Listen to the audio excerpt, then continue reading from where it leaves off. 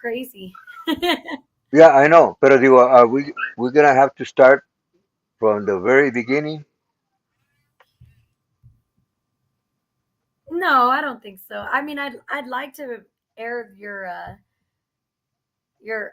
that video one more time so people we can kind of start from square one in regards to at least the intro and whatnot, Okay, yeah, go ahead and just and then we'll start continue asking with. me whatever, you know. Oh yeah, it sounds way more clear now. Yeah. Okay, perfect. Okay. Wow. All right. So, hello, mi gente. I am so sorry for that technical difficulty. We were having a little bit of issues with my side of the internet, so um, I I'm gonna kind of start this a little bit over, not too much. Um, we're gonna cover some of the stuff Armando's already told us about, but uh, for those watching right now, let me go ahead and get on here real quick. I'm gonna go ahead and tag some people real quick before I.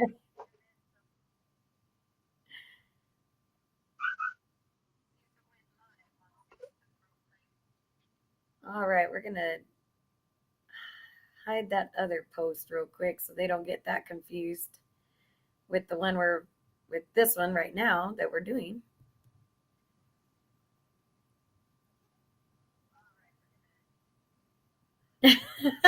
Man, what a start, Armando.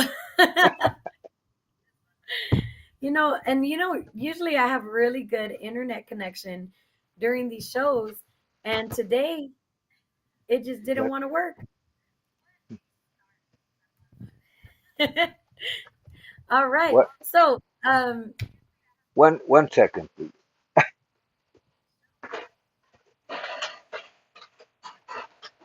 Okay.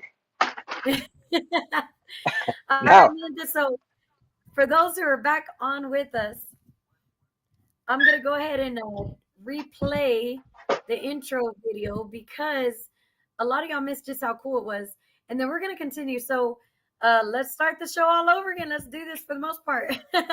all right. Armando Hinojosa, a pioneer for Tejano music for not only the keyboards but the accordion as well. Born on March 29th, 1950, Armando seemed to already know that he wanted to be a musician. Yes, that's right. Armando started at a very young age, so he has been playing music since then.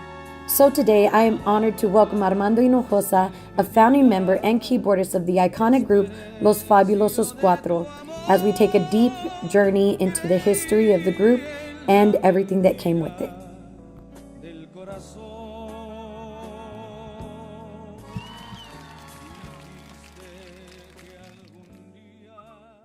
Yay!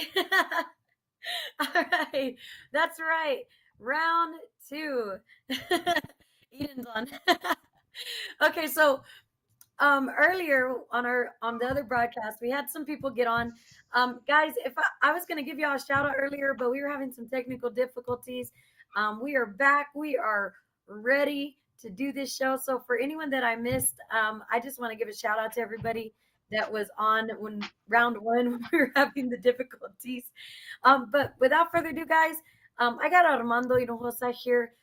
We were talking about where he started, a little bit about where they found their musicians and things of that sort. So That's Armando, good. you told us One that has to you've get already been a straight musician down. uh since you were what, 5 years old, 4 years old?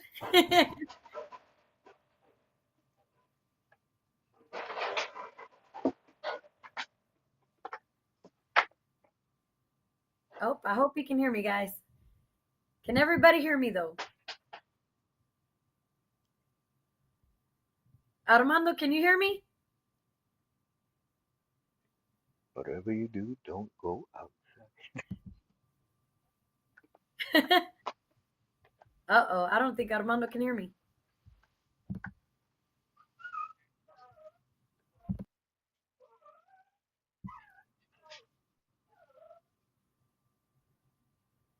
Uh-oh, guys. Alrighty then. So guys, real quick, I'm gonna give a couple of shout outs because it's definitely been a rough one with the internet today. That's Lubbock, Texas for you guys. Shout out to Gigi La Chicana, to Norma Salazar, um, Alberto, Vicky V, Victorious Promotions, um, Talo Escamilla, again, Norma.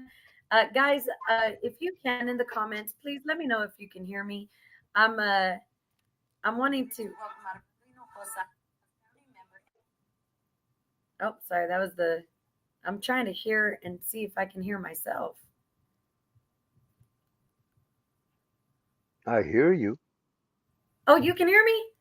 Yeah, Oh, well, guys, I'm tripping. Okay. So, right. So, Armando, you started playing around 4 or 5, and the rest is history. So, I know you told us that you had spent about 70 years in the industry. Is that correct? correct. All right. And so you were kind of telling me a little bit about, and shout out to Juan Mendoza from Tejano TV. You were telling me more about your where y'all found everybody. So the question is, um, when did when did y'all transition from Carlos Guzman, from the grupo name y'all had there, into Los Fabulosos Cuatro, or was there another name in between?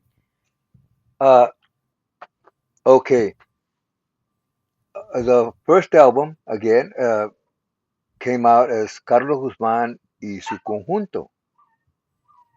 Okay. Now, uh,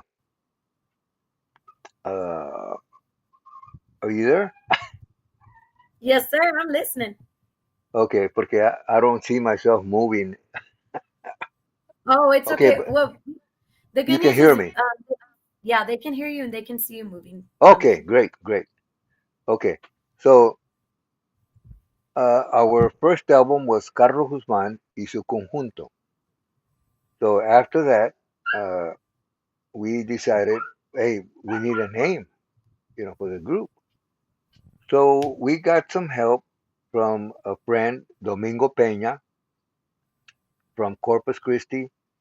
He, we were telling him about that, and so the guy, he had a radio show uh, during the week, Monday through Friday, and then on Sundays he had a TV show. So he said, "Don't worry about it. I'll take care of it." I'm gonna tell all my uh, listeners and people who see me on TV, what you guys are looking for. You're looking for a name, uh, and sure enough, you know, the next time we saw him, he had like tons of letters, with who people had sent in different names, and so, but we didn't like we didn't like any of the names. So, so at that time, around that time was when the Beatles were like very popular, and some, I guess it must have been a DJ or somebody, in the business, gave them a nickname. They called them the Fab Four. So when we heard that, the Fab Four, eh, in Spanish, Los Fabulosos Cuarto, wow, that sounds great, you know. So we decided to call ourselves Los Fabulosos Cuatro. So our name came actually from the Beatles, from their nickname, you know. Wow. And so, y'all have your name. What, and these, I've always wondered. So the first gig y'all had as Los Fabulosos Cuatro, where was that? And, how did y'all come about it? Uh, well, we did a lot of gigs under Carlos Guzmán y su conjunto, you know, Right? because we actually had a song that was being played a lot on the radio, which was an old song called La Traicionera. And so we recorded that song. Uh, it was on an album. And then back then, okay, we had Paulino Bernal, who had Bego Records. And then we had Right. Johnny Gonzalez from Dallas, who had Sarape Records or El Sarape Records. So they did they traded uh, recordings. You know, Johnny said, "Hey, I want those guys. Carlos y su conjunto. Uh, you know, people over here, they like their music. So okay. So Paulino said, okay, I'll give you a couple of songs, from them. And he told Johnny, okay, you know what? I want Little Joe. So Johnny gave him a couple of songs from Little Joe and some other groups, and then Paulino gave him some songs from Conjunto Bernal. And so they traded off, and Paulino had an album, you know, called Los Grandes Entre los Grandes or something like that, where it was us, Bernal, Little Joe, and I think Roy Montelongo, uh, and some other groups, from Sarape and from Bego. And so, but like I said, we were already, we had the ball rolling, we had already done a lot of gigs everywhere, and then, so we finally got the name, Los Fabulosos Cuatro, and we we were trying to get into Corpus, because the promoter from there, I mean, he would make big dances. I mean, you could almost say they were more like concerts, because his dances were at the Coliseum in Corpus, and then the Coliseum had a building that was a exposition hall, like just about 10 feet away, and sometimes Domingo Peña would rent the Coliseum and the exposition hall, and uh, they had doors in between the buildings that would go, to one or the other, and they would open up. When he would rent both places, he would have, like, let's say, four groups. He would have two starting off in the exposition and two in the other, uh, the Coliseum. And but the guy would he didn't want to hire us because he didn't know who we were at the time. Uh, you know, before we had Carlos and Los Fabulosos Cuatro, the name. So the guy who got us in there, with his help, was Ricky Reyes, who was a drummer for Sonny Osuna back then, back in the early 60s or mid 60s, Wow. And so he was with Sonny. He was playing drums with Sonny, Ricky Reyes. And then, so one time that he asked us, hey, have you guys played at in Corpus? The guy doesn't want to hire us. So he told Sonny. So Sonny said, don't worry. You know what? Next, on for our next gig over there, I'll tell Domingo Peña. You know what? I want these guys to open up for us. So we got in there, and that was like another boost, for us, doing that gig, there. So after like about 4 or 5 songs that we played, Domingo Peña was standing on stage, on the side. And so he walked up in front of us, grabbed the mic, and he asked the people. He would call his people abuelita, abuelita, ¿cómo la ven con este grupo? Carlos Guzmán. Los Fabulosos Cuarto. So the people, were, yeah. So he said, okay, now that I have your approval, he said, next week they are going to be the headliners in my dance. So we were like, wow. So, well, from then on, it was like we were traveling everywhere, out of state, you know, touring. So we were like, uh, that was around mid 60s, when we were going everywhere, everywhere. But Wow. And so y'all were traveling all over. Um, we got a question from one of the viewers, which shout out to some more people. We got Arnold Valdez, my god sister. She goes by Insane, Jolial. Uh, so Nando Lasoya, that's another West Texas vocalist. He okay, wants to know what your most memorable gig, show, or city, or where was a place that y'all performed that really stood out to you? that I really remember, okay, it was in Corpus. Uh, and it was one of those days when Domingo Peña rented both the Coliseum and the Exposition Hall. And he had us, Wow. Conjunto Bernal, Los Relámpagos, and Sunny Osuna. So we started, like I said before, two groups on one place and the other two groups on the other.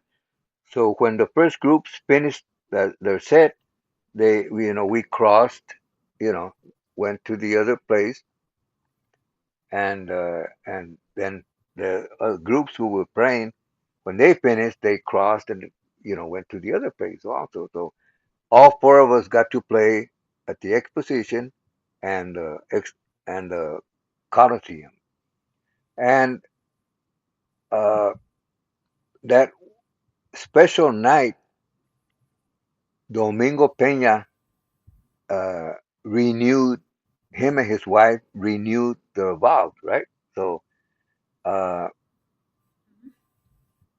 so he like got married again there at the exposition hall. No, I'm sorry, at the Coliseum, and so it was like a big thing, The people were, it was, both places were packed. I mean, like you could say almost like standing room only. They Wow. were, it was, yeah, that was a wow night. And that's I you one know of the gigs that I remember a lot.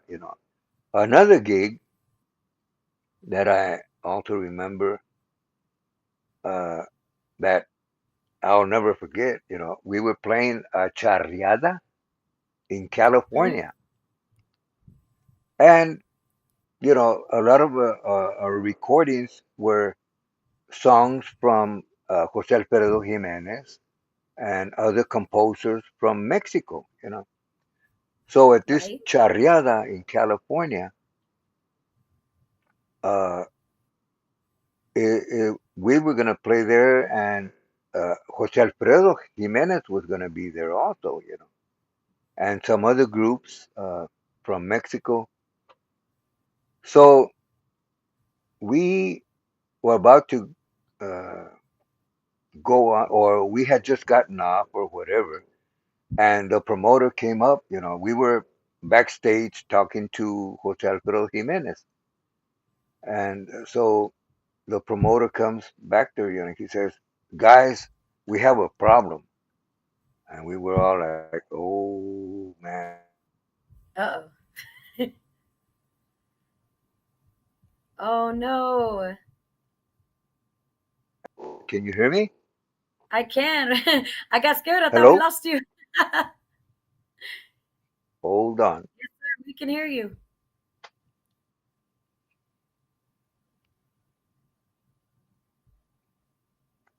All right. Real Hello, quick, hello, shout out hello. to Mari.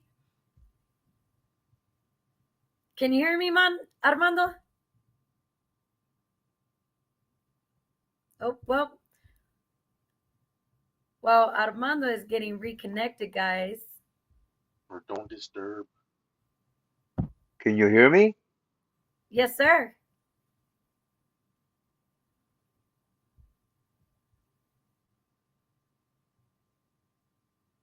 All right, guys.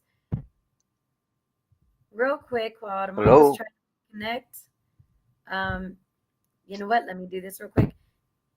Armando, I can hear you. We're experiencing some technical difficulties again. Of all the days for internet to not work, right, guys? So guys, while we're waiting to get Okay. reconnected to Armando, oh, you can hear me. Okay, I hear you. Yeah. So Armando, Okay. I wanted to take a little quick break. We're gonna, guys, I wanted to show y'all something really, really cool.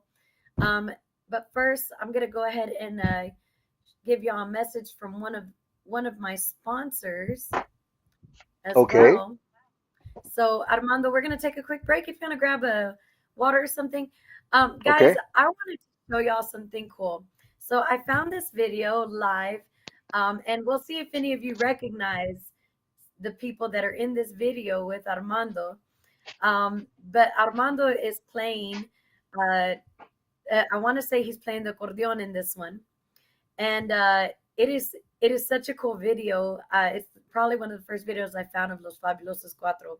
So here's a message from our sponsor, and well, you guys stay tuned because we have a whole video compilation of special guests and artists and musicians that had something very special to say to Armando. You don't want to miss that. We'll be right back after these messages. All right. Looking to plan an event? Look no further than Salazar Promotions and Sound Rental, a full-service event planning company offering DJ services and Code Spark rentals, fun with robots and big heads, hype man services and party bus rentals,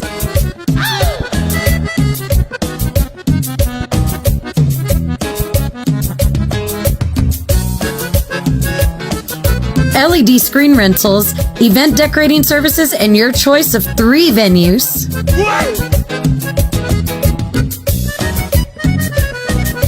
And now offering professional photography, choreography, and sound rental.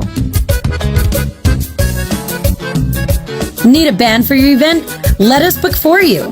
We have norteño bands such as Eddie Moreno, Los Brillantes de Chihuahua, y La Terminal Norteña, and many more. And now providing you with Tejano and Conjunto bands such as Mi Tequila, Los Pibes, Sammy Torres in the New Image, Conjunto 87, and Rick Molina y Estilo Suave. Yeah! Salazar Sound Rental and Promotions, where the party never ends and the deals never stop. Package deals available at 432-209-1797.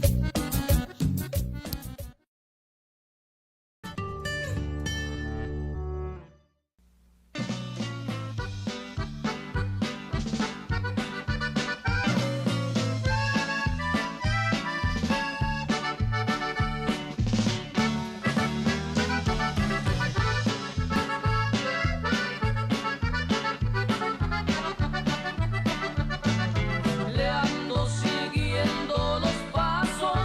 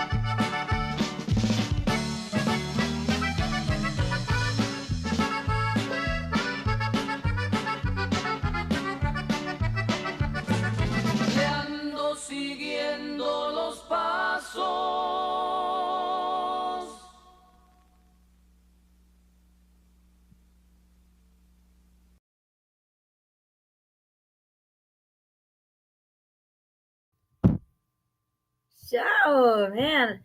Armando. So, I noticed that you were playing on one of the accordions that, and guys, I'm sorry, I'm not an accordion player. They have the little keys on it. No points for you. Uh, How did that, I mean, was that, but did that come easy to you, or was that the first type of instrument you learned how to play on? well, it came easy. Not, I'll admit that I really did not like getting on the accordion. Uh, but it came easy. It came easy to what I was doing because since I was playing keyboards, right? So that accordion is a piano accordion, you know. So it's like playing a keyboard. So in that way, it came easy. But personally, I did not like uh, uh, playing the piano accordion. I wish I would have just practiced on a button accordion, and gotten play, to the button accordion. But that came about the piano accordion one day that we had a gig that was a wedding in Houston, and uh, the guy who got us the gig, uh, he said, "Oh, guys," uh, he told Juan, the people from the wedding, they want to hear some accordion, And Juan, our drummer, told him, "You know what? Try and see if you can rent a piano accordion, and Mando can, be playing, let's say, the keyboards, and then in between, when the singing is going on, he could play something on the accordion, And so the guy said, "Okay, okay, I'll do that." So when we get to it was at the Holiday Inn in over there in Houston. So when we got there, we were setting up, and uh, the guy came in, and he was doing some uh, like promoter type of thing with us. So Juan asked him, "Hey, did you get the accordion?" He went like, "Oh my God!" He said, "You know what? Hold on, I'll be right back." So he went out to the lobby, and got on the phone, and then he opened the door to the dance hall or whatever, party hall, and Chore, that's my nickname. Chore, come here. I want you to talk to somebody. So I went out there, and to the public phone, and he says he was holding the phone, covering the phone. He said, "It's Mr. Gavanelli." And I said, "What? Gavanelli?" He said, "Yeah, he's on the line." I said, what am I gonna say or what? Well, he wants to know what size of a piano accordion you want. And I went, "Okay, let me talk to him." So, hello? He said, "Yes." I forgot the first name, but he was Mr. Gavanelli, you know. And uh, Right? and he said, where are you talking from? He said, "From here, from Houston." He said, "I live here in Houston." Oh, wow. So what's the deal? What did my friend tell you? Well, he said you needed an accordion, a piano accordion. So I have different sizes. So I wanted to ask you what size did you want? I said a medium size. I don't want nothing too small, or nothing, gigantic uh, accordion. Something in the mid size. He said, "Well, you're gonna have to come to my house and pick one out." Okay, well, yeah, let me talk to your friend. So I gave the phone back to my friend, and he got the address. So we ended up going to Mr. Gavanelli's home, and he had a big garage, So he took us in there, and it was like wall to wall, up to the ceiling, boxes and boxes and boxes of accordions and Wow. accordion cases. So the guy says, "Okay, this is what I have in a medium size." I said, "Yeah, that would be perfect." So the Mr. Gavanelli says, "Okay, so what color do you want?" And I was like, "What color do I want?" I said, "What does it matter?" I mean, he said, "Well, what color do you like?" And I said, "Well, black." So he went and brought a black piano accordion, and he got a case for it, put it in there, and I'm over here, hey, what's the deal? I mean, why, what color and all this. So then Mr. Gavanetti tells my friend, okay, it's going to be $1,400. This was some years ago, okay? Right now, I'm sure they're a lot more than that, but, he says 1,400.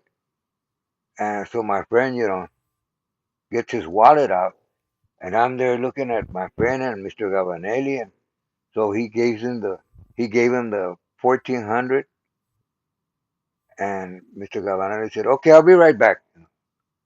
So I asked my friend, "Hey, $1,400 just to rent that accordion? I mean, you know what? Tell him I don't want it. I don't want." He said, "No," he said, "I'm buying the accordion." And I was like, "What? I don't want to play accordion. Yeah, it was just for this gig. So, What do you mean?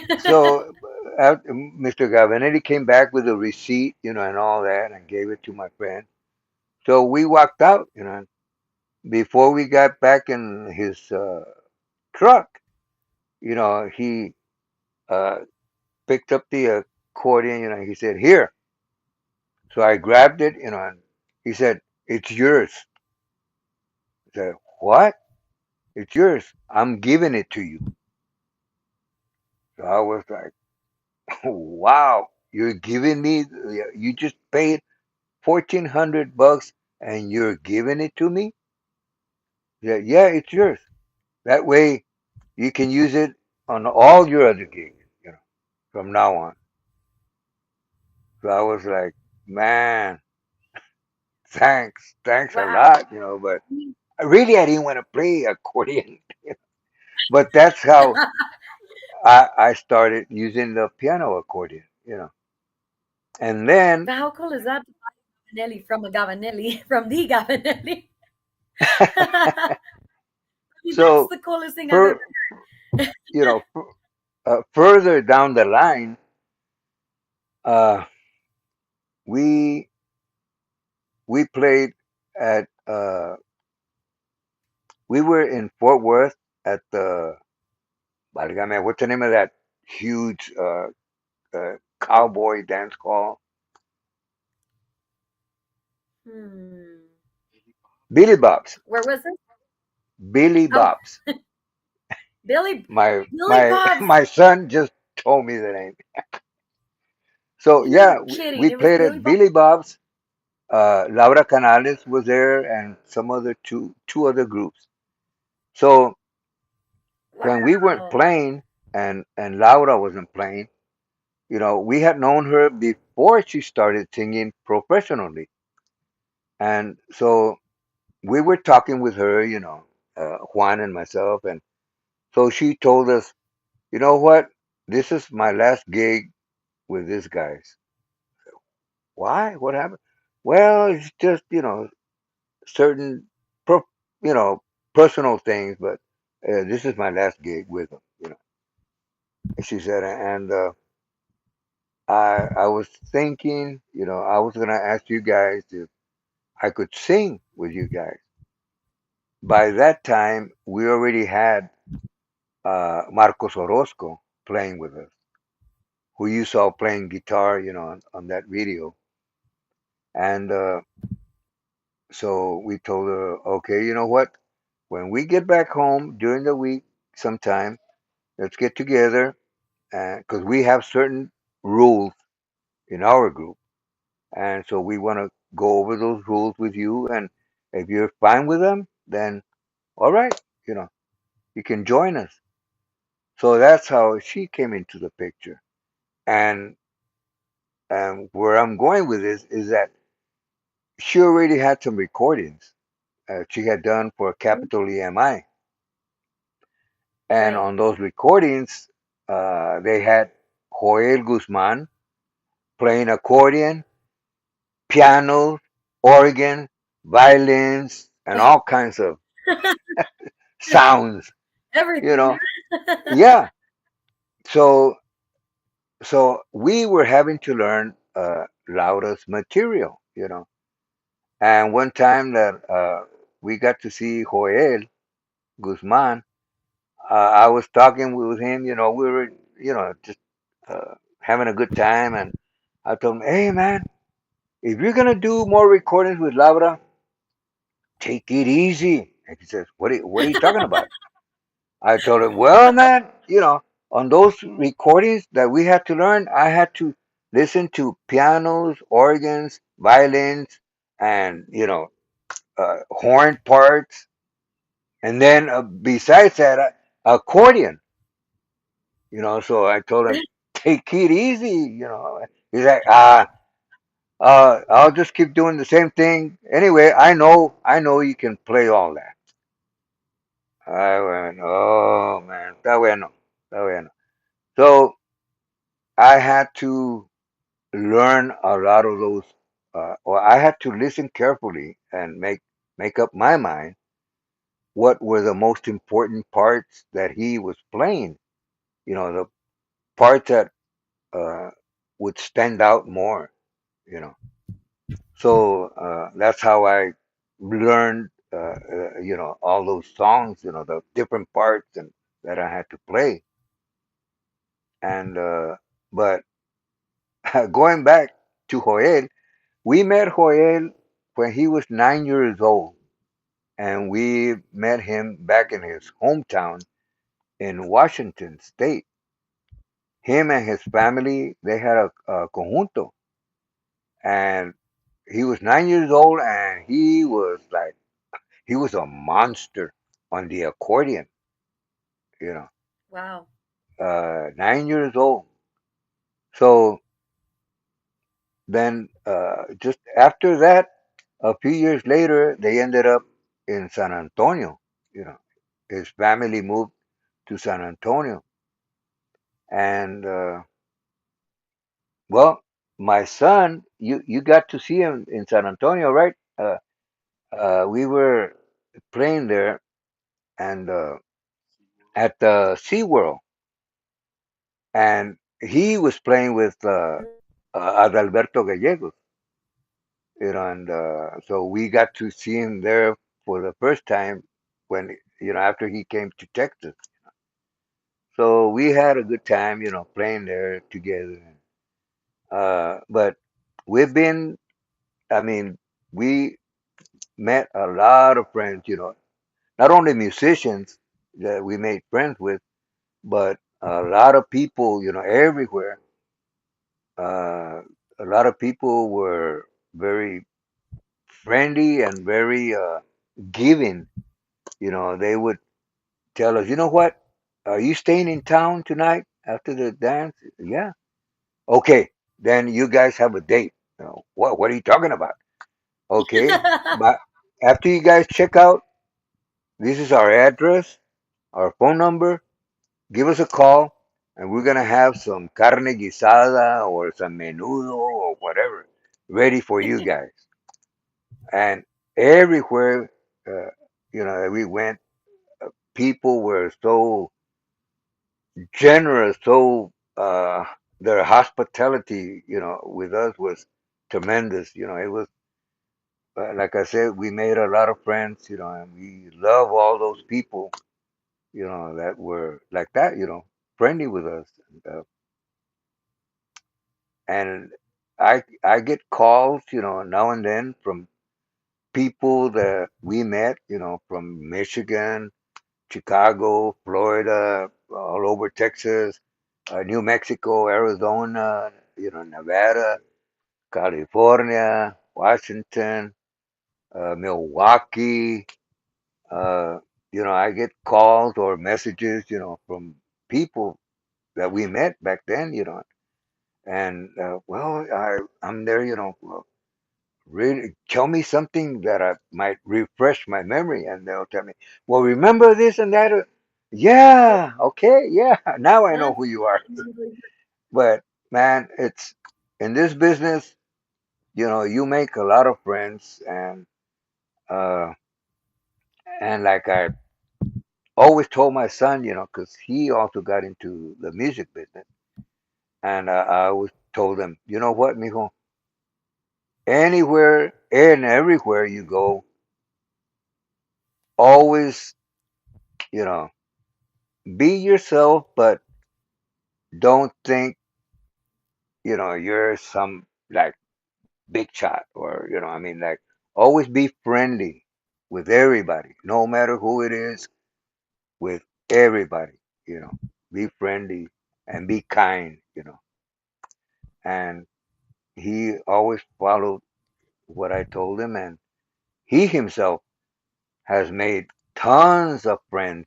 everywhere that he's been also. And now, he Armando. also gets What calls. is your son's name? I'm sorry, what? Your son's name. What's his name? His name is Armando Ariel. Really?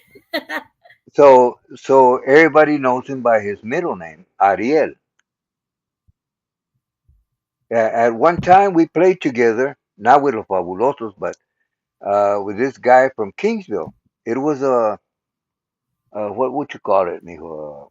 It was like a mix of rock and kind of like country. And this guy wrote most of the material that we played. His name is Bo Walker. So we went under the Bo Walker band, and we recorded a CD with this guy, my son and myself. And if you ever want to, you can look him up I on remember YouTube. seeing that. Yeah. How was that? Wow, that's really cool because I actually I've heard of Walker before. I just didn't know that you guys had any involvement in it. Okay, but there is another Bo Walker, right?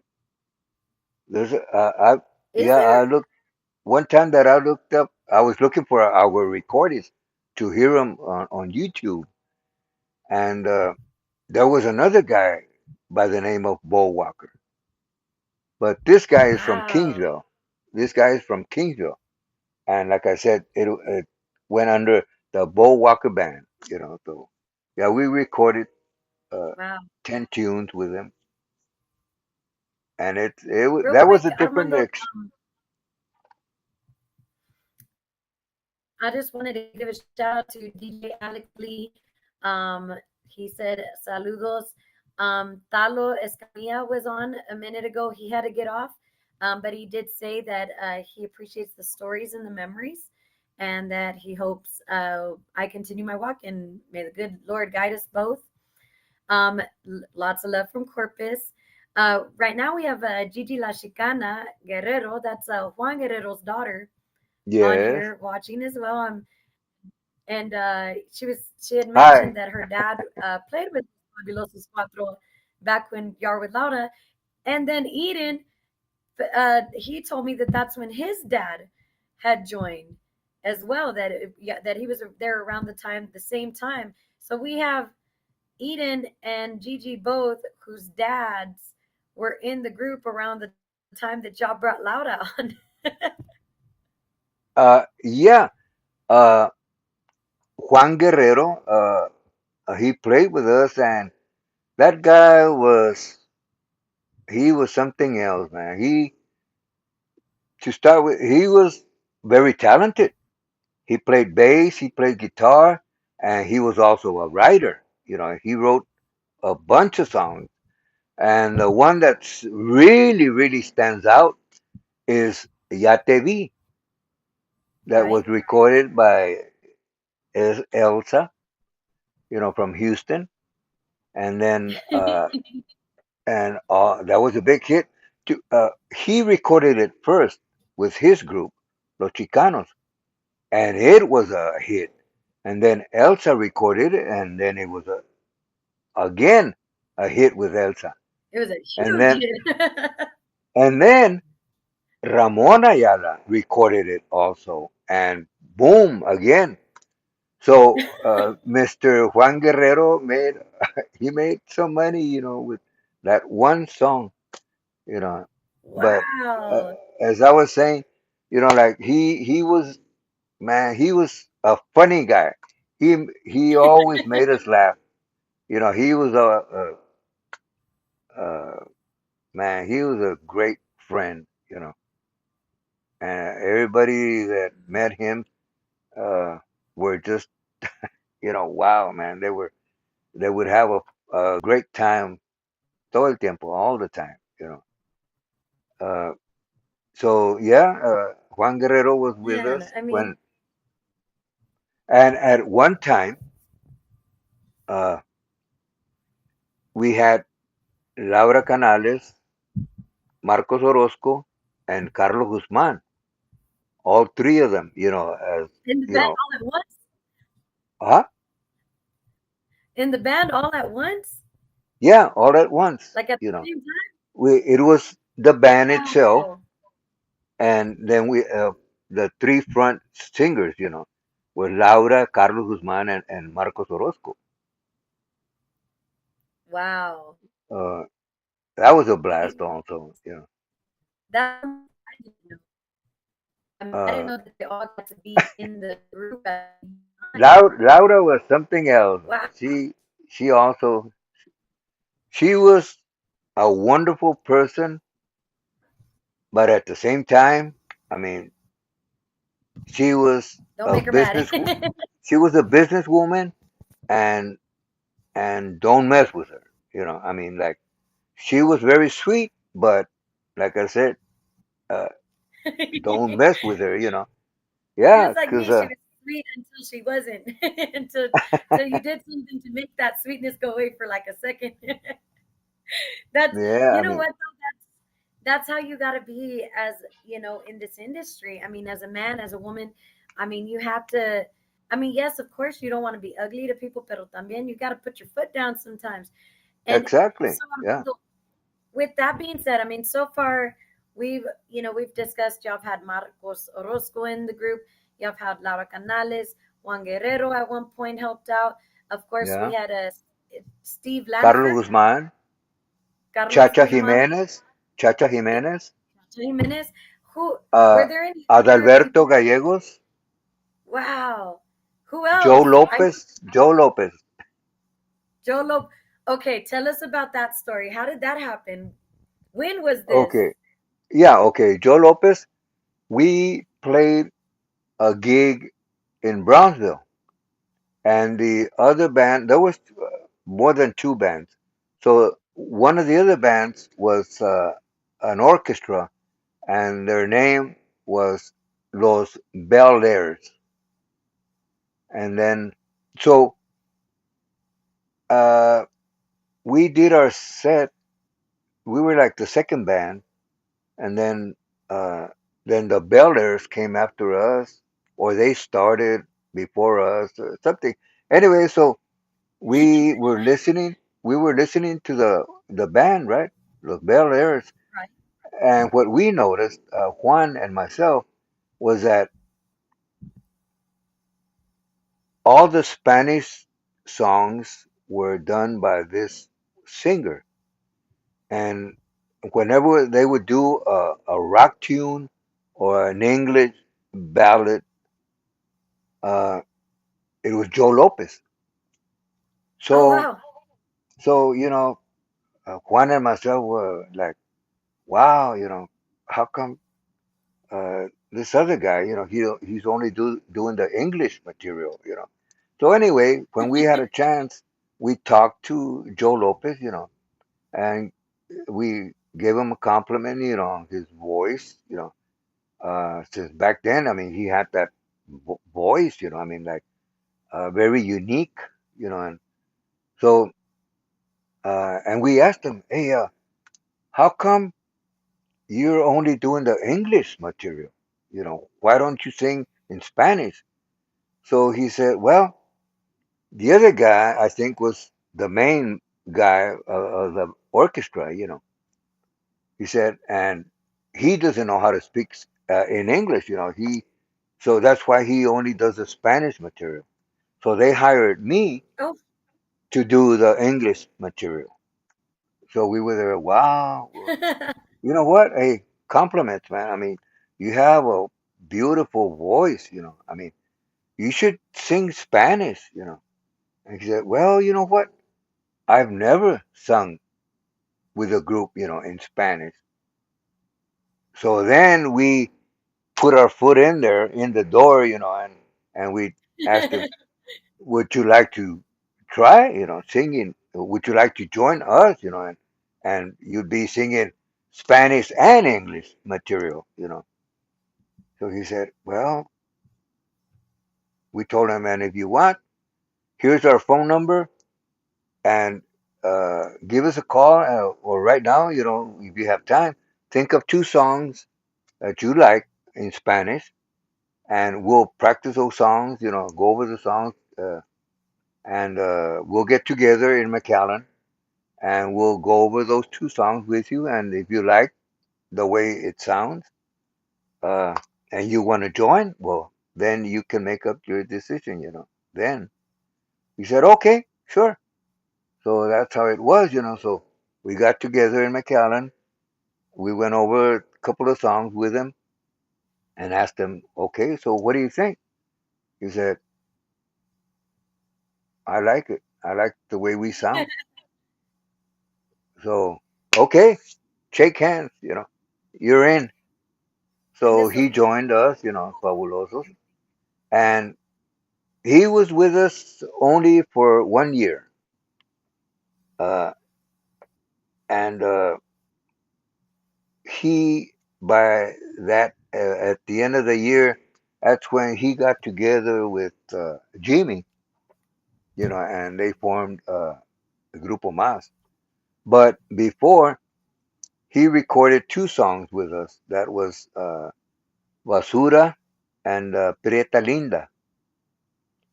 And after he left us, years later, he recorded those two songs, Prieta Linda and Basura, with Grupo Mas. And when on Prieta Linda with them, with Grupo Mas, when the introduction starts, the music, he says, 1974.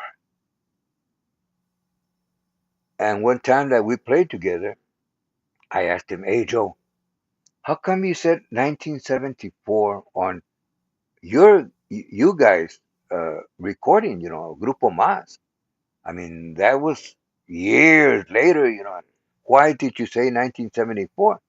He said, because that's when I recorded that song with you guys.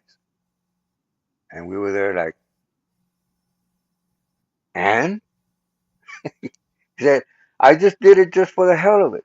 He said, just to see how many people were gonna come up to me and ask me that same question. He said, and you'll be surprised how many people have done that. They would go up to him and, hey, how come you said 1974, on the recording? And he would tell them, that's when I recorded that song with Los Fabulosos. You know, oh, wow. You know, but he said, just out of curiosity, that he wanted to see how many people would ask him that question. But yeah, so he was one of our singers. So you could say that we got him into the uh, Mexican or Tejano music, the because industry. they were mainly a a local band, Bel Airs, around Brownsville, and like I said, he Wow. was only singing, doing the English material. But yeah, and even back then when he was with us, people Amazing. would they would start dancing, and then halfway through the song they would stop dancing and they would go up to the stage to listen to Joe sing. Even when he was with us, people were doing that because, like I said earlier, a while ago, that voice, that he has is something unique.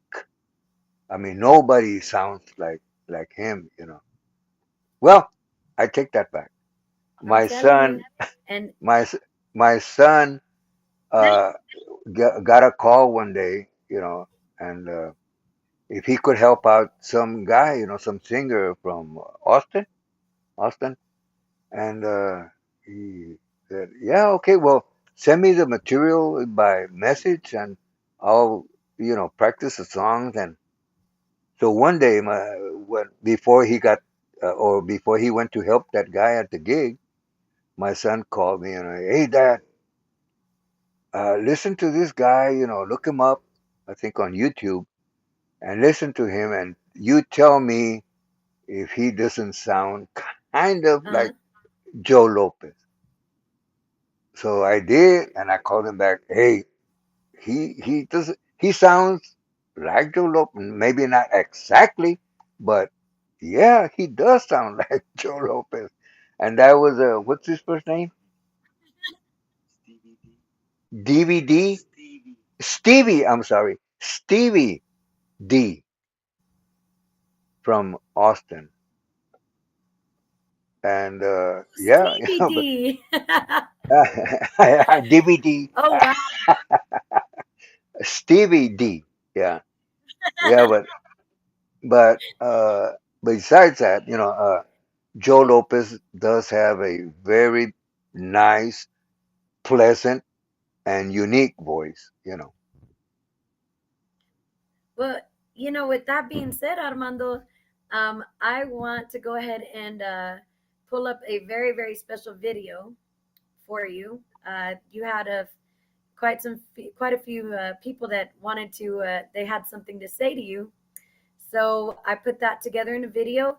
So without further ado, guys, y'all give it up for some of our special guests via pre-recorded video. Ooh. All And right. Armando, I want to hear your stories after that. Okay. So here we My name go. is Jimmy Solis, aka Jimmy Keys. I play with Sammy Torres and the New Image, and I also do my own thing. My name is Jimmy Solis, aka Jimmy Keys. I play with Sammy Torres and the New Image, and I also do my own thing. Santiago, Jimmy Keys is Santiago. So had to stay real busy all the time. Man, I must have been 5 or 6 or 7 when they were still a conjunto way back when. I think bass, I think Mel was in there, Mel Villarreal, I think Snowball, Carlos Guzman, who's my ex-boss too. But anyway, so I was real young, and then of course it evolved into the Fabulosos and all that. An inspiration, Armando. He was real an inspiration to me. All this chording and all the stuff he would do with his fingers. It was awesome. I used to love to watch him play because every time I watched him, I'd learn something. He was teaching me. I hope he doesn't mind that I mooched off of him because I guess I should have paid him for my lessons. You're awesome, brother.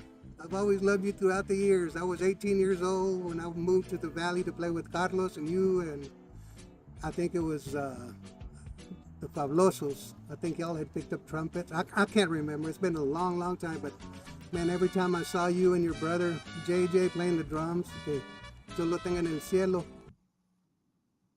Hold on. We're going to start this over real quick because we lost connection for a minute there. So, again, sorry guys. We're having some buffering issues. But let's go ahead and try it again. My name is Jimmy Solis, aka Jimmy Keys. I play with Sammy Torres and the New Image, and I also do my own thing, Santiago, Jimmy Keys y Santiago. So, had to stay real busy all the time. Man, I must have been 5 or 6 or 7 when they were still a conjunto. Way back when, I think bass, I think Mel was in there, Mel Villarreal, I think Snowball, Carlos Guzman, who's my ex-boss too. Nada. But anyway, I was real young, and then of course it evolved into the Fabulosos and all that. An inspiration, Armando Hinojosa. He was real an inspiration to me. All this chording and all the stuff he would do with his fingers, it was awesome. I used to love to watch him play because every time I watched him, I'd learn something. He was teaching me. I hope he doesn't mind that I mooched off of him, because I guess I should have paid him for my lessons. You're awesome, brother. I've always loved you throughout the years. I was 18 years old when I moved to the Valley to play with Carlos and you, and I think it was the Fabulosos. I think y'all had picked up trumpets. I can't remember. It's been a long, long time, but man, every time I saw you and your brother JJ playing the drums, yo lo tengo en el cielo, it was an inspiration to me. You guys were always awesome. Saluditos amigos de parte de Tony Guerrero de la Sombra de Chicago. Les mando un fuerte abrazo a todos y cada uno de ustedes. Estamos aquí con en el podcast de Capturada con mi amiga West Tejano artist Sammy Torres. And I want to say something about Armando Hinojosa. Well, not too much, but I'm going to say the best. Okay? He's an awesome musician. Awesome and keyboards and accordion. I've known Armando since before La Sombra even came to Texas. And he is somebody I have always looked up to. There's like 3 or 4 keyboard players that I've always looked up to. Se llamaba James, uno de ellos que andaba con Carlos Guzmán. Uno de ellos que andaba con Little Joe, le decían el rap. And another one is me, my soul, and for real. And this one, man, Armando Hinojosa is one of the best ones, man. Armando Hinojosa, check him out. Te mando saludos, Armando. De parte de Tony Guerrero La Sombra, and man, you've always been very, very, very successful at your keyboard playing, at everything you do with music. God bless you always. De parte de Tony Guerrero La Sombra de Chicago. Peña from Los Hermanos Peña. A special shout out to Mr. Armando Hinojosa y Los Fabulosos Cuarto for all the contributions in the Tejano industry. Man, you guys' vocals were awesome job, guys. De parte de Los Hermanos Peña, un saludo y un fuerte abrazo. Thank you, guys. Hey, what's going on, guys? This is Eric Avalos, keyboard player for Jay Pettis in the band. Just wanted to give you a shout out and thank you for all your contributions to La Onda Tejana. Gracias por todo. Saludos. My name's Arturo Cedeño, and my first time hearing about Los Fabulosos Cuarto was when Carlos Guzman came out with Vestido de Blanco, so that really tells you how old I am. I was a youngster at that time. I was playing with a little group called the Night Raiders at that time, and my influences at that time were horn-based. Bands like Little Joe, Latin Breed, Sonny the Sunliners and stuff, so stuff like that. Then I heard a song on the radio at one time, and it was called Creí by Los Fabulosos Cuarto, with a cat named Eddie Perez singing it. And that kind of, I liked it. I liked how they sound, And then the next thing I heard, they came out with Como Ayer. And Basura had already been recorded with, I think Joe Lopez had recorded Basura with Los Fabulosos Cuarto also, so. Matter of fact, the band that I was with, Rudy Tootie and the Heavy Duties, recorded Como Ayer and Basura and did real good for us. But that's my take on Los Fabulosos Cuarto, and congratulations to them and to you, Sammy, for your podcast and stuff, So keep it going. Arriba, raza. Hola, les saluda Linda Escobar. Le mando unos saludos a mi querido amigo Armando Chore Hinojosa, a great friend for many, many years. He's, like me, been in the music industry over 60 years. I had the pleasure of meeting him while we were recording for Bego and Bernal Records back in the day in the mid-60s.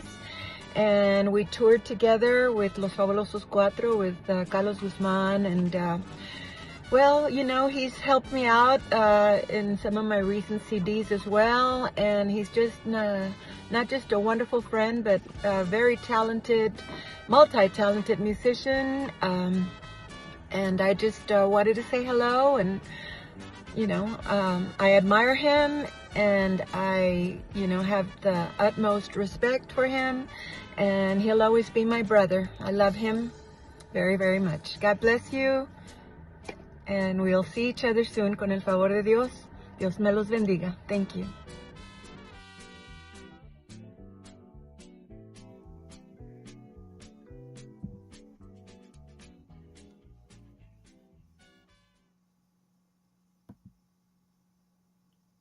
Wow, wow, wow. Lots of love for you, Armando.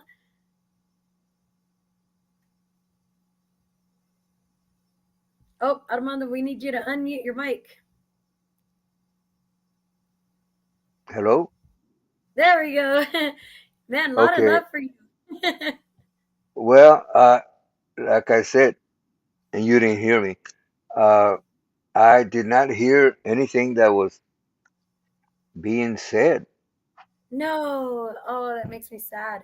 Well, I'll send you the video as well. So, Okay, what great. what that was, and you know, I'm gonna post it separately as well and tag you in it as well. But what it was is just every single one of those people that came on, they sent a video just thanking y'all for your contributions to the industry, um, for your hard work, for Los Fabulosos Cuatro's hard work.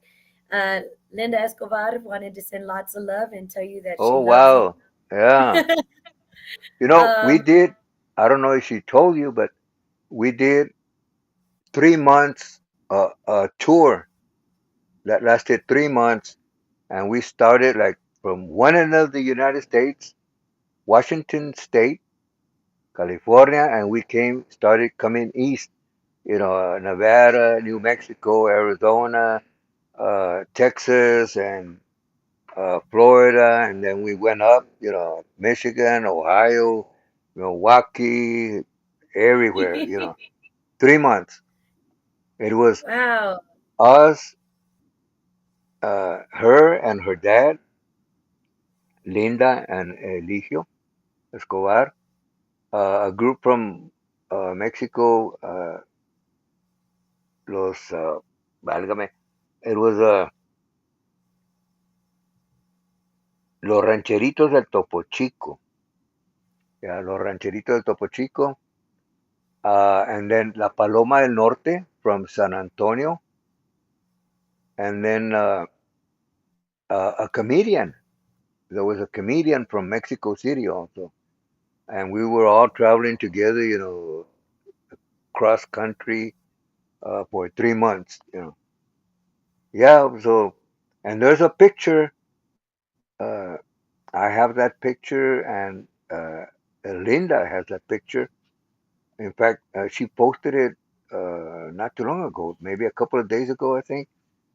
And in the background, she's singing. She was like 13 or 14 years old, and she was singing. We were in Phoenix, Arizona, at Calderon's Ballroom, and I'm in the background behind her, with my bass, and to the right on the picture, uh, you can see Mel Villarreal. He was on the accordion. Wow. See, and so of course, Tony Guerrero was on there as well. Oh, He really? Yeah, he was We had a lot of fun with those guys. One time we were playing together, And while we were playing, they came up on stage. Not all of them, but two, three of the guys. And I think he was one of them, if I remember correctly. So we're playing, and they go up on stage, and they picked up our pants, and rolled them up to our knees, and we were like, I mean, we didn't get mad. I mean, we knew that we're playing around, so having fun, and the people were cracking up and enjoying it, so we were there like, all right, have fun, guys, have fun, We kept playing, and they would mess up our hair or whatever, our shirts, unbutton our shirts or doing stuff like that. So we finished our set, and they went up, to do their set. So back here on the side of the stage, okay, now it's our turn. So we started doing the same thing, messing up their hair, and they had long hair, and messing up their hair and doing whatever, to their clothes, and unplug the guitar. I think we did something like that. Hey, not that. We plugged it back in, or I mean, I mean, back then we had a lot of fun. Those guys, uh, we became good friends, And I see him.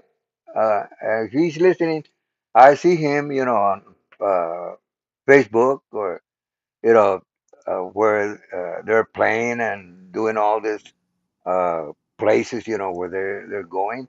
In fact, just a couple of days ago, I think they were in Monterey. Uh, I saw something that he posted. But yeah, man, I mean, like I said earlier, way earlier, uh, we made friends everywhere. And the story, I think we had something to do with them coming to Texas, because we went up to Chicago on a tour, and the Zunigas, who were the promoters, you know, they hired La Sombra, and they were young kids back then. So they hired them to open up for us. So we were back, up front, with Frank Zuniga, and we were listening to these guys, and then they did a something like a break dance or something, and they had like two guys dancing, with them, part of the show, and doing the break dance and all that, rolling around on the floor and doing somersaults and whatever, you know. So we were there talking with Frank, and we told Juan and I, told him, hey, Frank, you should take these kids to Texas, man. These guys, they would be an instant hit in Texas, because of all the groups, Oh, the- you you know, there, Armando? uh, back in Texas, nobody's doing what they're doing. Right? And so he just shook his head, like it. So lo and behold, a few months later, here they come, La Sombra from Chicago. So Frank Zuniga was very close friend with Freddie Martinez. So he called him up. Hey, man, I have this young guys here, and they are kicking butt. And I want to know if you can record them. So Freddie said, hell yeah, sure. If you say they're good, they must be good. Uh, so like I said, we told Frank, when we heard him and saw him perform, hey, you need to take these guys over there, to Texas, and he did, and they recorded them, as soon as possible, and with Freddie's knowledge, not knowledge, but conocencia, He got the recordings into the radio, and man, all of a sudden, boom, man, La Sombra, So, like I said, we've known these guys before they came to Texas, Uh, and like I said, we had fun, man, when we played together. It was a blast. So, Tony, un saludo, carnal. Nice to So, have you in my life, brother. so I actually have I have somebody in my band. He goes by Jimmy Keys, but his name is Jimmy Solis. Now, Jimmy was in the video. He was talking about how back when he played with y'all and Carlos Guzman, that he stole some of your tricks, so he hope you don't mind, and that he should probably pay you for the lessons. Some of the things that I would do on the keyboard or what? Yeah, he's actually, Oh, he has his own group now called Santiago, or they've been around for a while. He just brought him back, uh-huh. but he also is my lead keyboardist in Sammy Torres in the New Image. So Great. That's great. Well, big shout out to you too, brother. And you know, there's a I I didn't never took any lessons in any of the instruments that I play. I just learned by ear, and there were things sometimes that I wanted to do or play, but like I said, I never studied music, so I didn't know the fingerings, the correct fingerings. So you would see me, like using both hands to do things, on the keyboard, And there's one song that one time, if I'm not mistaken, I think it was Adalberto Gallegos, that he asked me, "Hey, Chore, how in the hell did you, at the end of the intro, you played two chromatic scales, one like right after the other?" And he said, "But I hear it and I hear it, and it's like impossible, you know, because they're like really fast. I mean, like within a range like and then at the end, boom, a chord, that fast, like boom." He said, "There's no way, Shorty. How in the hell did you do that?"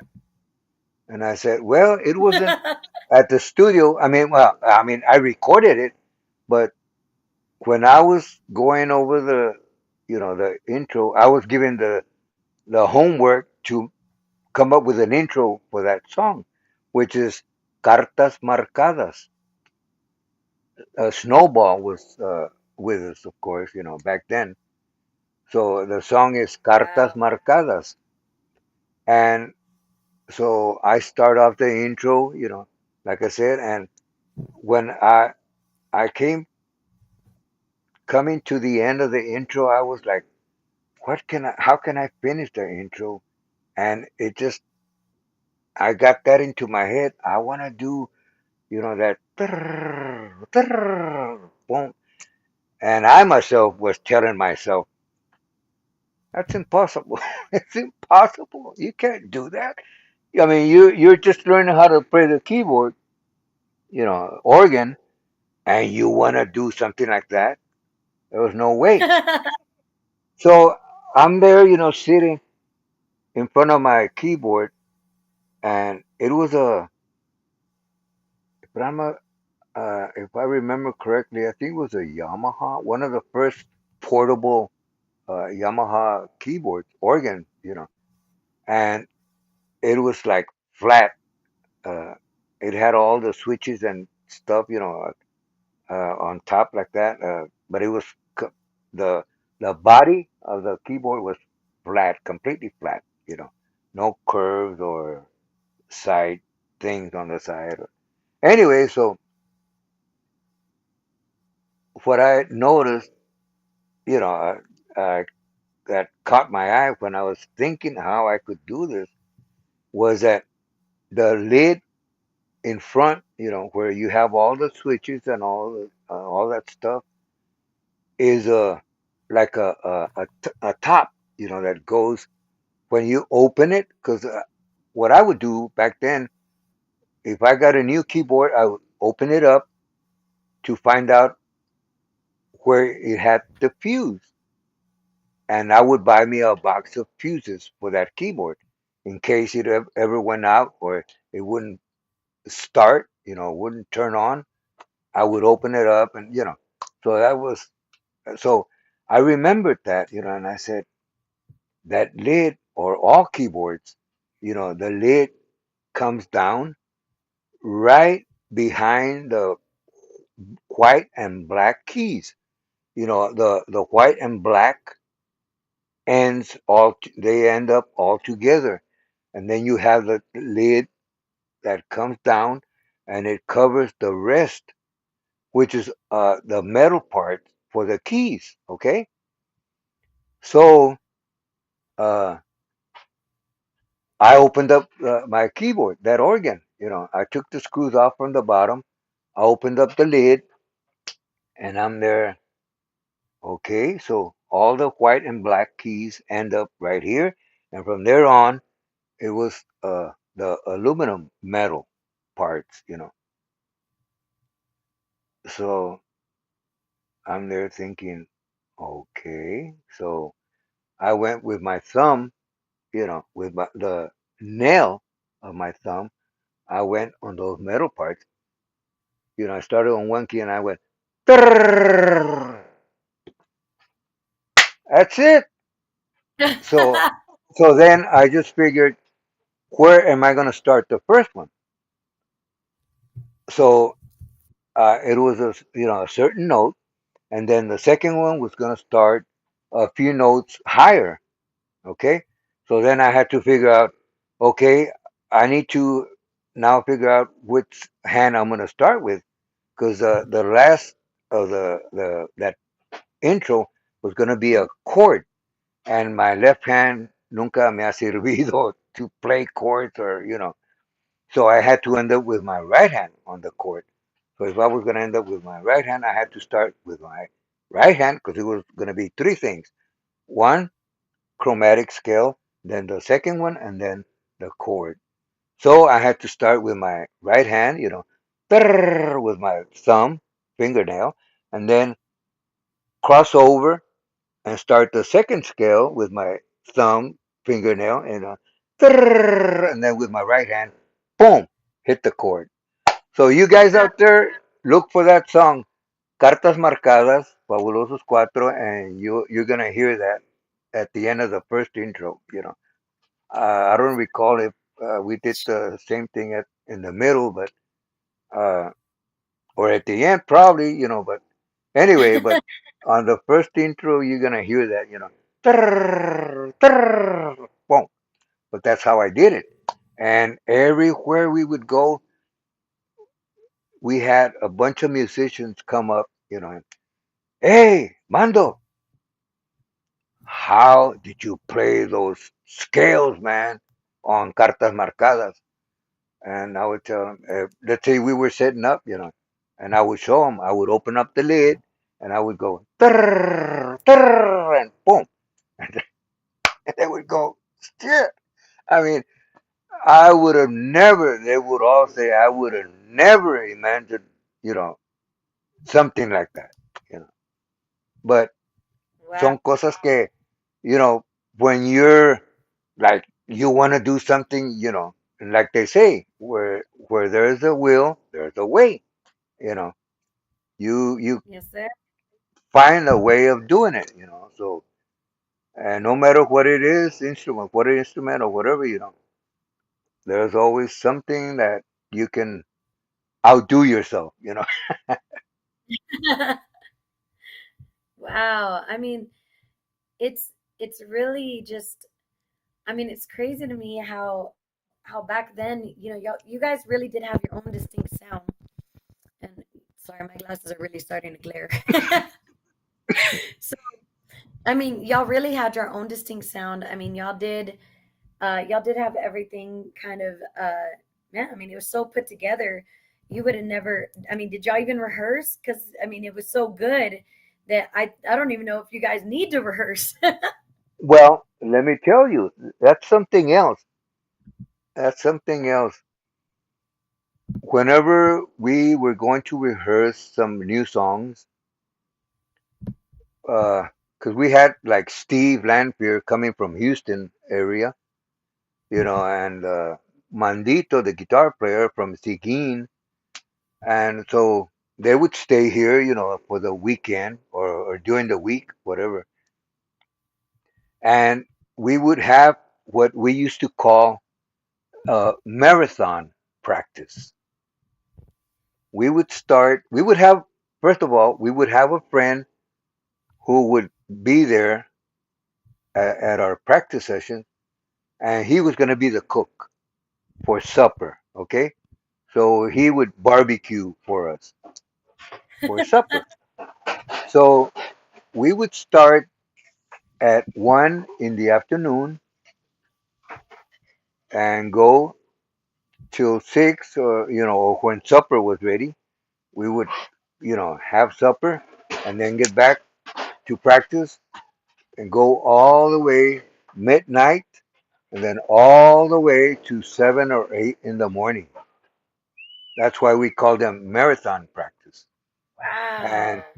and we would go over if we had some vocals. Okay, just with the guitar, just give us the chord, boom. Okay, so we would go over just the vocals by themselves. And then, okay, wait a minute, change that note on this part, change your note to this other note and whatever. And we would get all the vocals, together till we were satisfied with the harmonies, what we were going to do. It's like that, El Buque de Más Potencia, we had, I'm sorry, I forgot to mention another singer, Rubén Boteo. He was the singer for La Movida, Ricky Smith and La Movida. Oh my God. He was from Corpus Christi, and one day, he said, "Hey man, we should record this song that I like this song very much. It's called El Buque de Más Potencia. So okay, we'll sing it for us. We didn't recall that name, so he sang the song, and, man, yeah, that's a nice song. So uh, he started singing it. We figured out the chords and everything. It was a simple song.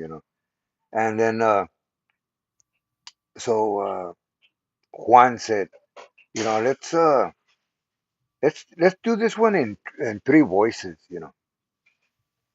Well, first it started as a duet, two voices, and then Juan said, "Hey, let's do it three voices." So we figured it out, and did it with three voices, and then uh, I said, then you know what? Let's go four. Let's do it four voices, four harmonies. So I was there figuring out the fourth harmony on the keyboard, with the chords and everything. So I figured it out, and so that was my part, the fourth Oh vocal. no. So uh, we did that song, and that was on Falcon Records. At that time was when country music was like a big hit entre los chicanos, la raza. Mhm. Country music was, man, everywhere. And there was a lot of groups doing Tejano country, you know, like country rolling from the valley, and so anyway, uh, so then our guitar player, rest in peace, Encarnacion Fuentes, uh, he said, you know what, guys, man, I, I hear, I hear something, with this song, El Buque de Más Potencia. And now that we're gonna do 4 vocals, and I want to do something special, something with this song, And what are you talking about, Carney? The rhythm, the rhythm. He said, that's what I'm talking about. So he said, let me take the song, and next time we get together, which we would do regularly, he said, I'll have what I'm hearing in my mind, for this song. All right, fine. So the next time we got together, hey Carney, did you do, did you work out something for the buque? Yeah, yeah. So he started off, picking on the guitar, and then playing the chorus, and we're there like, wow, man, that sounds interesting.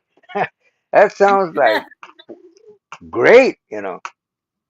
So he was the one who came up with the arrangement for the music, for El Buque de Más Potencia, and it was Rubén Botello's idea of that song, and and but the really the voice that when okay, Rubén Botello was singing the lead voice, the lead voice, the lead melody, but on the recording, Carney, the guitar player, his voice stood out more because it was higher than the melody.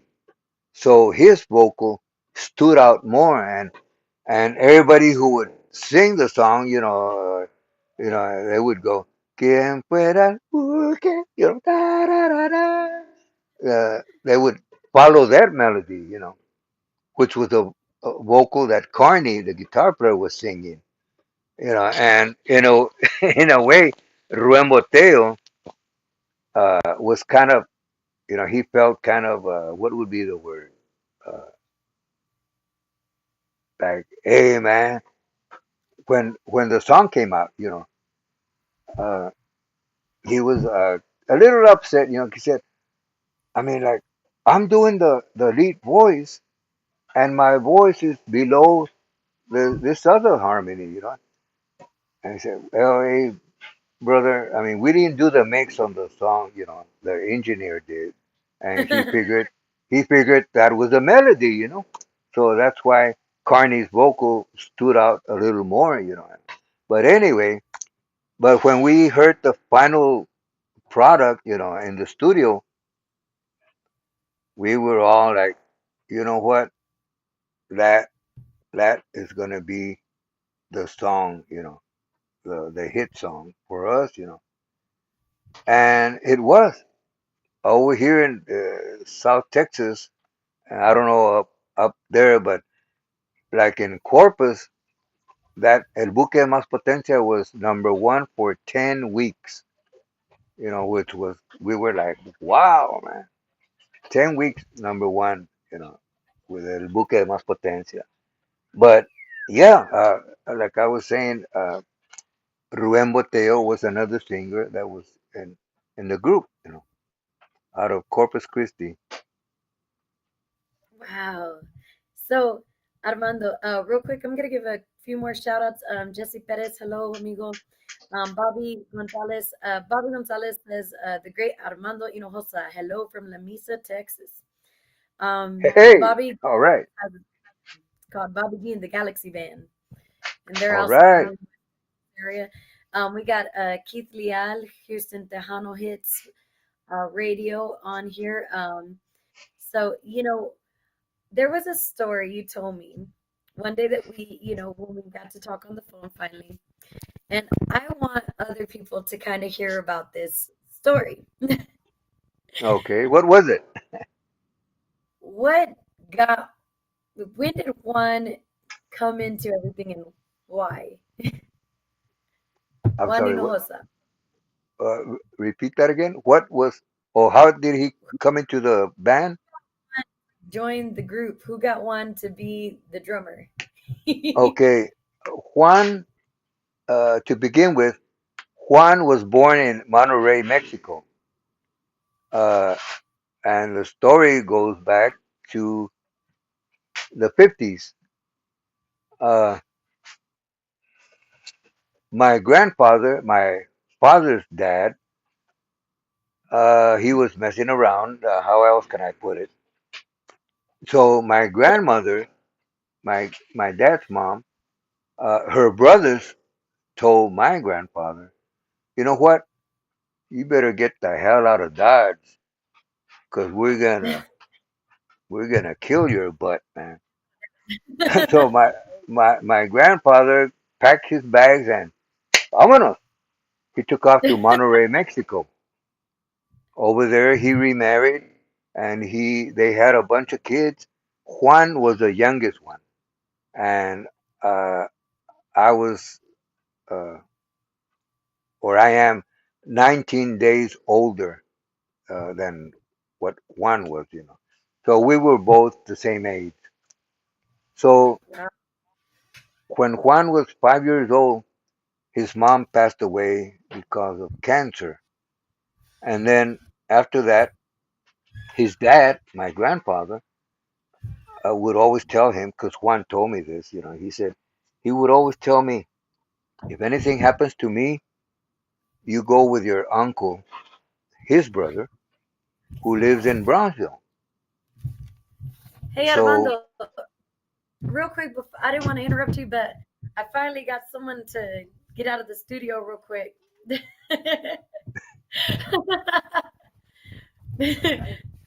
Now they're fighting over who gets to talk to you.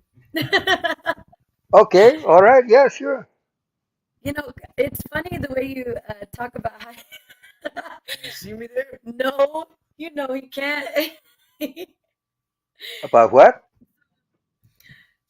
It's funny when you talk about the way that your friend was that he would I the. look just like him. did I could be his son. did you have a little fun in West Texas back in the day? That's a little suspicious now. I'm kind of questioning. So okay, you told me the person that recorded all of Lada's stuff, you told him to calm down and to take it easy. Could Yeah, you? It's funny you mentioned that because Chris, he's a multi instrumentalist as well, right? And he's the one that produced Capturada that you got to listen to. yeah, Everything yeah. on that.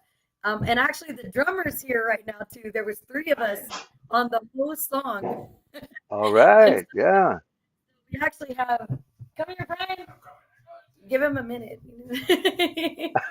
Okay. So this is Brian Quinteros. He recorded the drums on Capturada, and All right right, now he's brother. Hey, you guys did an awesome job, man. Yeah, I've heard that song. Yeah, Sure. yeah, and great. it's funny because I think that with the way Chris produces, he uses, um, like you described it, full chords. It's not something that a lot of people do anymore. That they don't stretch those fingers out to make it sound more full, like like you guys did during your time with Los Fabulosos Cuarto. And Yeah. I'm gonna put this this way a little bit. So, with that being said, I think Chris has probably like 50 million questions for you. So, I don't even know where to start. but I mean, something that's like on the top of your head, like something you just gotta know. Okay, first of all, we don't have a bass player, so I'm playing bass on the keys. How long Oh, did y'all's bass player play with y'all? Or I should say the guitar player. The guitar. how? Could you say that again, please? The voice was breaking up. Did y'all have a keyboards? Yeah. It was a Steve, guitar, but it was keys. Steve Lanfear. That was He was playing. One of those keyboards that you strap on like a guitar. So he found himself a module that has some nice The keytones, bass huh? sounds. So he would MIDI the that keyboard to that module and use the bass sounds, from that module. Yeah, his name is Steve Lanpier, and he's a gringo.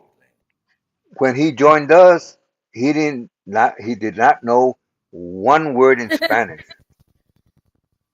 But after a while, and then he was with us, and Marcos Orozco joined us. So Marcos is originally from Mexico, and he didn't know a word in English.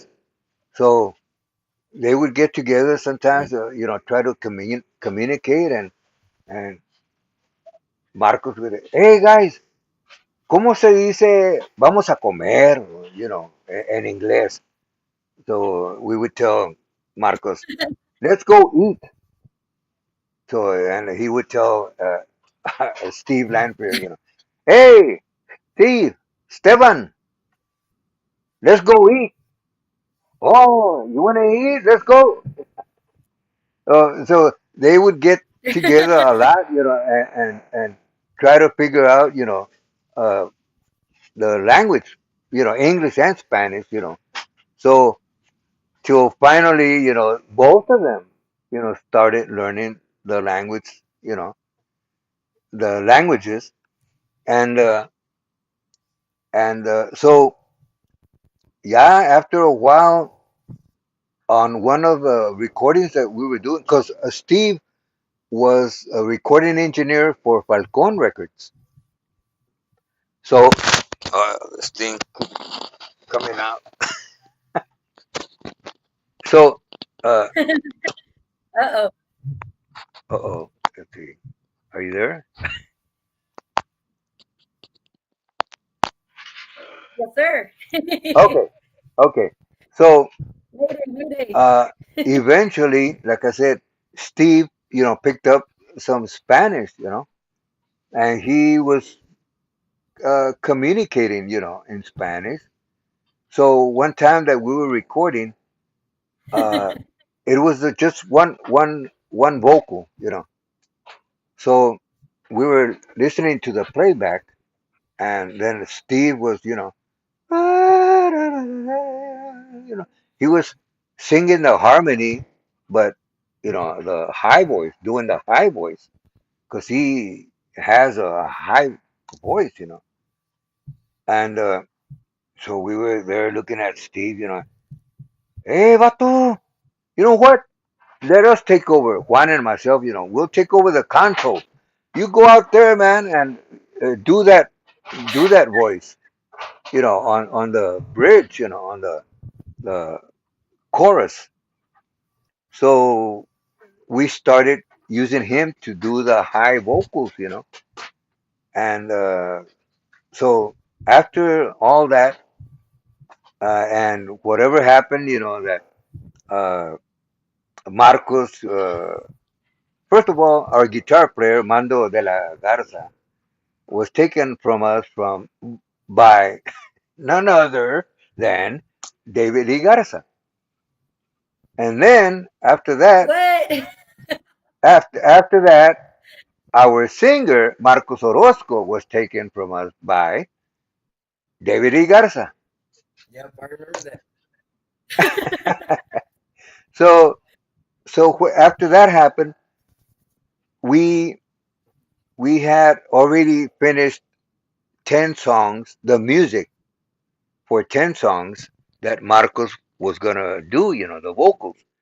But uh, see, we played together uh, with David Lee Garza in Fort Worth at the High Ho in Fort Worth, and so it uh, David Lee says that it was his dad who approached Marcos, and told him, "Hey, man, would you like to sing with us?"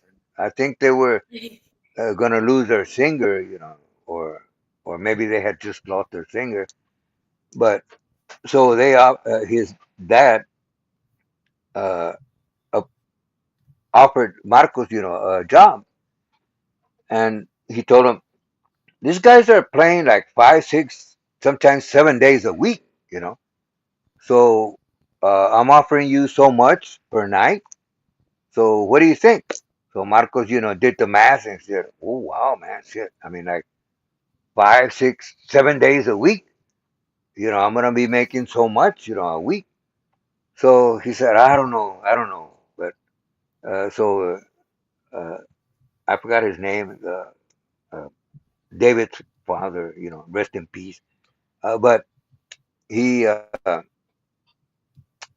gave him his number. So when we got back, Marcos, he said, "Hey guys, I have something to tell you guys." And he said, "You guys helped me out when I wasn't even doing Tejano music or any music here in Texas, because like I said, originally was from Ocampo, Tamaulipas, which is on Oh wow. the by the Gulf of Mexico somewhere.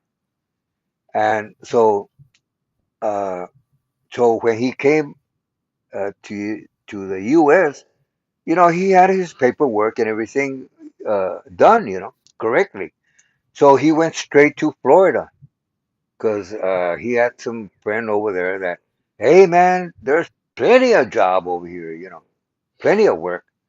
So he went to Florida, and after I don't know how long, he called a friend over here in Alice that worked at a transmission shop, and he said, "Hey man, I'm out of a job. Uh, I need to work, man. I've been eating peanut butter and bread for a whole month, Oh and wow. I I need to get a job. Is there any job where you're at?" So his friend from originally also from Ocampo, Tamaulipas, hey, what a coincidence. My boss, uh, he wants to hire another guy to help me. So yeah, let me talk to him and I'll call you back. So they got back together on the phone, and yeah, my boss said, "Come on down." So then Marcos told him, I hate to ask, but I don't have any money for the bus. So his friend here told, "Hey, don't worry about it. I'll pay for your ticket at the bus station here, and you just go to the bus station over there in Greyhound, and you tell them, that your ticket, blah blah blah, under so and so name." So that's how he got down here to Alice. So he started working at that transmission shop. So one day, the owner of the transmission shop, that shop was next door to, excuse me, next door to válgame, next door to Juan's home. Uh, What happened? Hey, get a drink, Armando. I got some water here. Okay. So the owner of the shop called Juan, "Hey Juan, are you busy?" "No." "Come over here, man. Come to the shop." He said, "I just hired a young dude, man, and this guy can sing, man. He's got a beautiful voice, like something you've never heard before." So Juan said, "Okay, I'll be right over." And at the time, we were actually looking for a guitar player, but the owner of the shop said, "This guy plays a little guitar. He can accompany himself. I heard him singing. Come and check him out." So Juan went next door, to the shop, and so the owner said, "Hey, Marcos, go get the guitar, man. This is Juan Hinojosa. You know, him and his everybody would say brother. You know, they have this group, Los Fabulosos Cuarto, man, and maybe you could sing with them. So go get your guitar so Juan can hear you." So he went and brought the guitar, sang a couple of songs, two, three songs, and Juan was there. "You know what? Hold on, man." So he got on the phone, called me, and said, "Hey, you gotta hear this guy." So okay, I'll be right over. So I took off over there, And again, the owner of the shop, Marcos, go get the guitar again, man. So he came back with the guitar again, and see, now this is Armando, the other owner of Los Fabulosos. So he wants to hear you, okay? So he sang, another two, three songs, or maybe the same songs, I don't know. But when I heard him, I was looking at Juan, and I just went like, yeah. I mean, You nod. he had that beautiful voice, and a voice that sounded like nobody else. That was the main thing. So I said, yeah, man. So Juan says, so what do you think? I just went, yeah, okay. So Juan told Marcos, hey, would you like to join our group? And he said, but you're going to have to play guitar. And he said, well, I've been here a week and I've been listening to the local radio station, Tejano music, and I had never heard this style before. But if you guys have a little patience, I'll learn, on the guitar. So Juan said, oh, don't worry about it. Chore here, he'll teach you. Okay.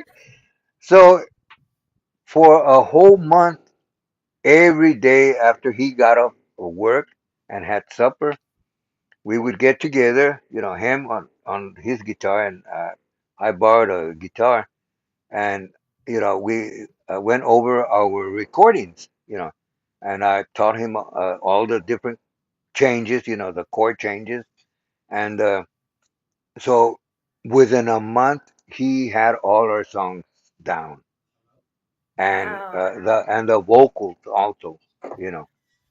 So he started working with us.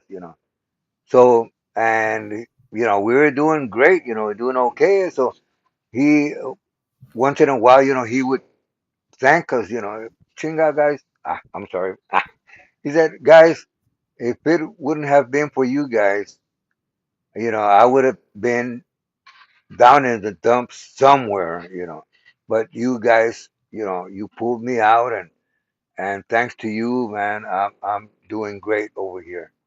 You know. And now Oh he's well, Marcos Orozco. you know. Thanks for the thanks. Thanks for the thanks. So anyway, when Take going your back, company. going back, years later, when he got offered the gig with David Lee, he told us, like, hey, this is what happened over there in Fort Worth at the High Ho, and this blah blah blah. Their dad, offered me a gig, a job, but I told him that I had to talk to you guys first, and David Lee's dad, why? I mean, I'm offering you the job, not them. He said, yeah, and he told him. He told David's father, you know what? He just didn't understand Yeah, but these how you guys, guys did. these guys, the Fabulosos, they helped me out a lot. They me sacaron de un pozo, Wow, like, man to be in. you could say. So he said, so I have to talk to them. So when he told us, he said, so I'm leaving it up to you guys. He said, I would love to go. I'm gonna be making, lots of money, man. And but he said, but if you guys say don't go, and we never had anybody under contract, you know. So we told him, you know what, Marcos, Oh you wow. go, you go and join them, because we don't want to have you tied up. We know that those guys are playing, 6, 7 days a week, So you go, man, you go make that money, and Hey, you're gonna do Armando and good. Chris are about I'm Chris sorry, what? and back into the studio. But before he goes, I just wanted to I wanted to know one question. Um, the marathon rehearsals that went from one day all the way into the next. How often did y'all do those? Every rehearsal was like that. What? All our rehearsals, because we wanted. I mean, like, let's say, let's start with the vocals. I mean, like, you have sometimes uh, two guys singing or a guy and a girl, and if you're not really close with each other, somebody's gonna be and then the other guy is still singing, the last note, you know, little things like that. So that's why we would go over the vocals, just the vocals themselves, and just with the keyboard or the guitar, and make sure, like, okay, we're gonna hold the note 4 counts, so and we're gonna stop right there. Not stop, but that's where we're gonna cut the vocal. Things like that we would go over, you know at on all our practice sessions. So we didn't have to be looking at each other. I wonder where he's gonna stop. Or how long he's gonna hold the note. We already knew after so many counts, boom, that's where we're gonna cut the vocal and go into the next line or whatever. Uh, Wow. like I said, things like that. And as far as the music, that was another thing also. Like uh, we would add or do things with our music where, I mean, we had to be like right there. So we would do the same thing with our music. Because sometimes you have musicians, excuse me, sometimes you have musicians that uh, are not counting in their mind. you know the count, they don't have the count in their mind going. And sometimes they'll come in a little early, even if it's just a hair earlier, or they end up a hair later. you know I'm not saying that all people notice little things like that, but there are a lot of people out there that do. Like at the gigs, they'll they'll say, "Hey, did you hear that? That guy, he went over, or so that's why we would do our practice sessions like that, and we would go over and over and over either the vocals or the music, over and over and over till we would hear it to where it was, you could say, perfect, or you know that's the way we would do our sessions, practice sessions. But that's what it takes, Wow. that's what it takes to uh and a lot of fellow musicians, and even some people, would tell us, man, you guys sound so tight. I mean, the group, the vocals, I mean, you guys are really, really tight. Well, we Yeah. work at it. He's got to get back in the studio, but we're still talking. It's been a Yeah, pleasure, Mr. Hinojosa. We'll definitely likewise, talk again, carnal. sir. Bye. Likewise. Thank you. I mean, like, I hope to meet you in person someday Yes, sir. One day we will. If I and can kick. start Thank you, getting some sir. Hey, you go. Hey, get back in the studio and kick butt. Yes, sir. We are. All We'll right. see you, I sir. know. All right. so so I mean the rehearsals, they were very, it was to make sure that everybody was together and everything was on top of each, like to where everything was just stacked, everything from transitions to everything. And I want to say that I don't, not to say there are bands that are like that, but I don't think that there are very many that take it that serious anymore. And you can kind of hear it in their live performances or even sometimes Yeah. in the way that they record. Yeah. What That's what I'm talking about. do Uh, I mean, what would you say to those people? Like what should they, what are some things that they need to change in order to, I mean, do they need to be hungrier?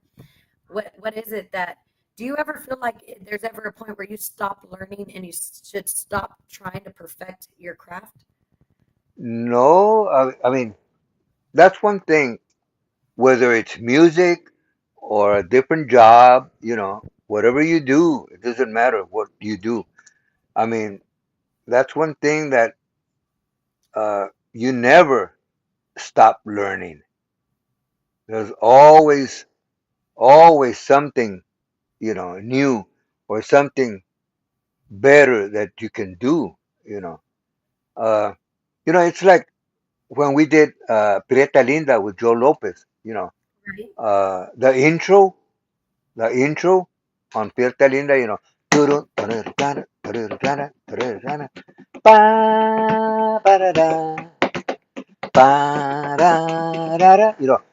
It's we're doing a different rhythm, you know, Yeah. and then we go into ba-da-da-da-da, dime, you know. But if you can take that recording, and count off, like da da da da da da da, 1, 2, 3, 4, 1, 2, da da da da da da da da da da da da da da da da. And you're counting 2, 3, pam pam pam pam pam pam, and it's right there. We Wow. didn't come in earlier, with a tap tap tap. It's like ba da da da da ba. But I mean, when you're recording, I mean, and correct me if I'm wrong, but during that time, I mean, y'all had to get it down with the first try if y'all could. Am I wrong? On the recording. Mm-hmm.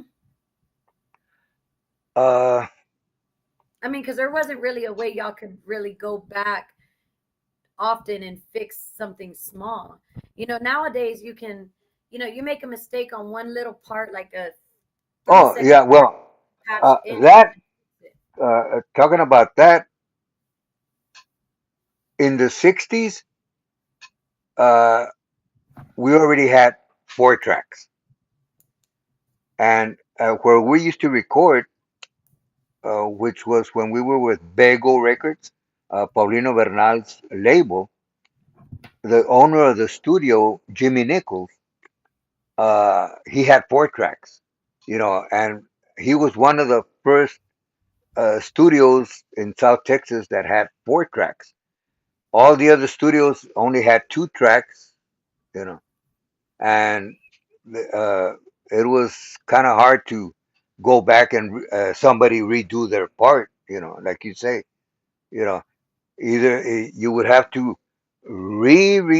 record the song. Everybody had to go back in the studio and re-record the song again, if somebody messed up, So uh, I remember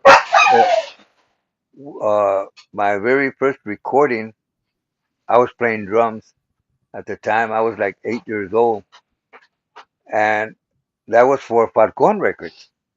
But they had a small studio, really small. And the engineer, he would set up the mic and 2 mics, one for the accordion and the other one for the vocals. So, and then maybe one, no, just 2 mics for everybody, for everybody. What? So, yeah, 2 mics for Wow. everybody. One, like I said, for the accordion and the other one for the vocals. And then he would say, okay, guys, play the song.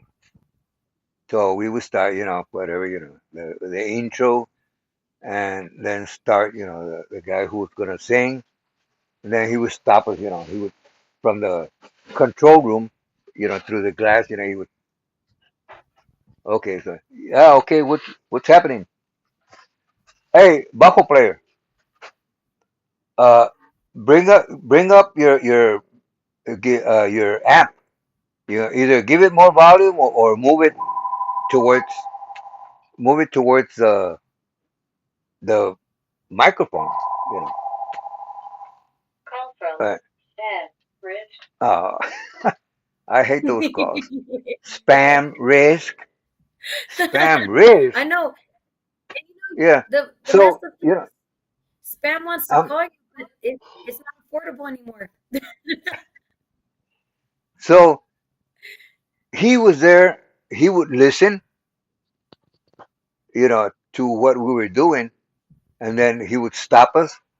Hey, bass, lower your volume. You know, whatever. Okay, lower the volume. And again, you know, and then drummer, bring your drums closer, but turn them a little to your right so we can hear more the snare and the hi hat.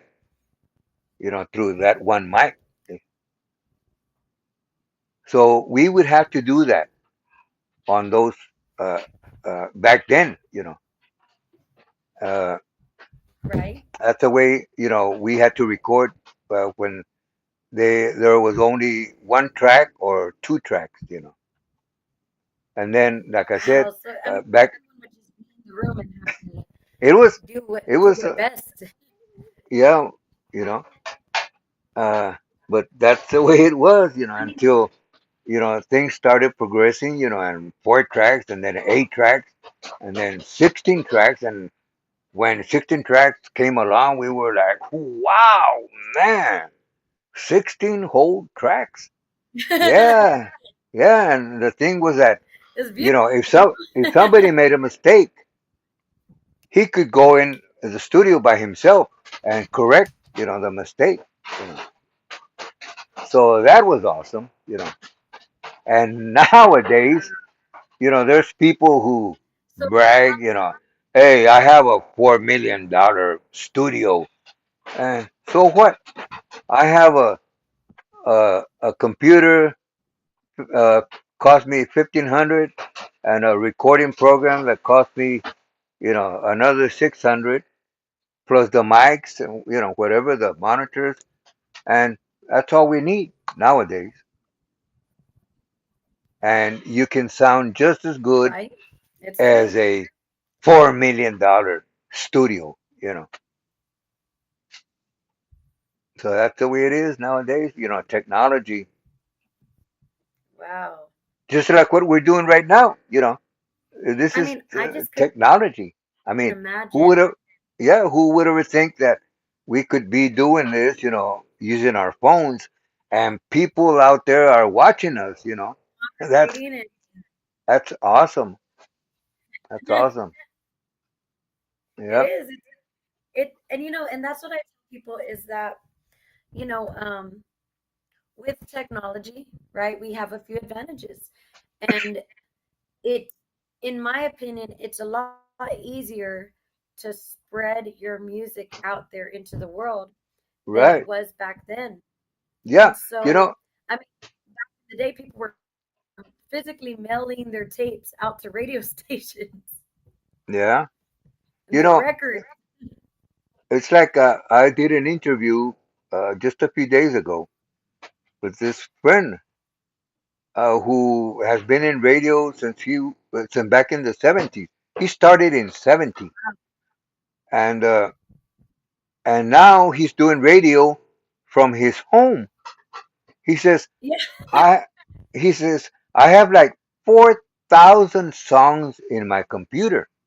He said, and I can just uh, put something in on my computer in there, and the computer will pick you know all the songs. Not that he's writing in the songs, but the computer will pick from different Rotate. groups, from different groups, you know. Wow. And I was there. What? Your computer can do it? Yeah. He said that's what it's come to, nowadays. Like, It's true. uh, like this friend from California, Olivo, he's doing that. And this friend, Picante, from Yep. Corpus, Yeah, El Picante, Manny Garcia. It's He very to see how far technology has come in regards to music. Now, here's the downfall with that.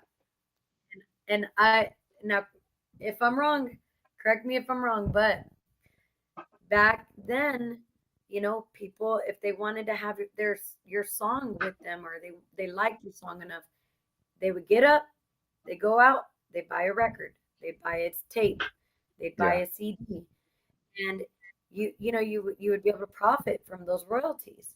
Hmm.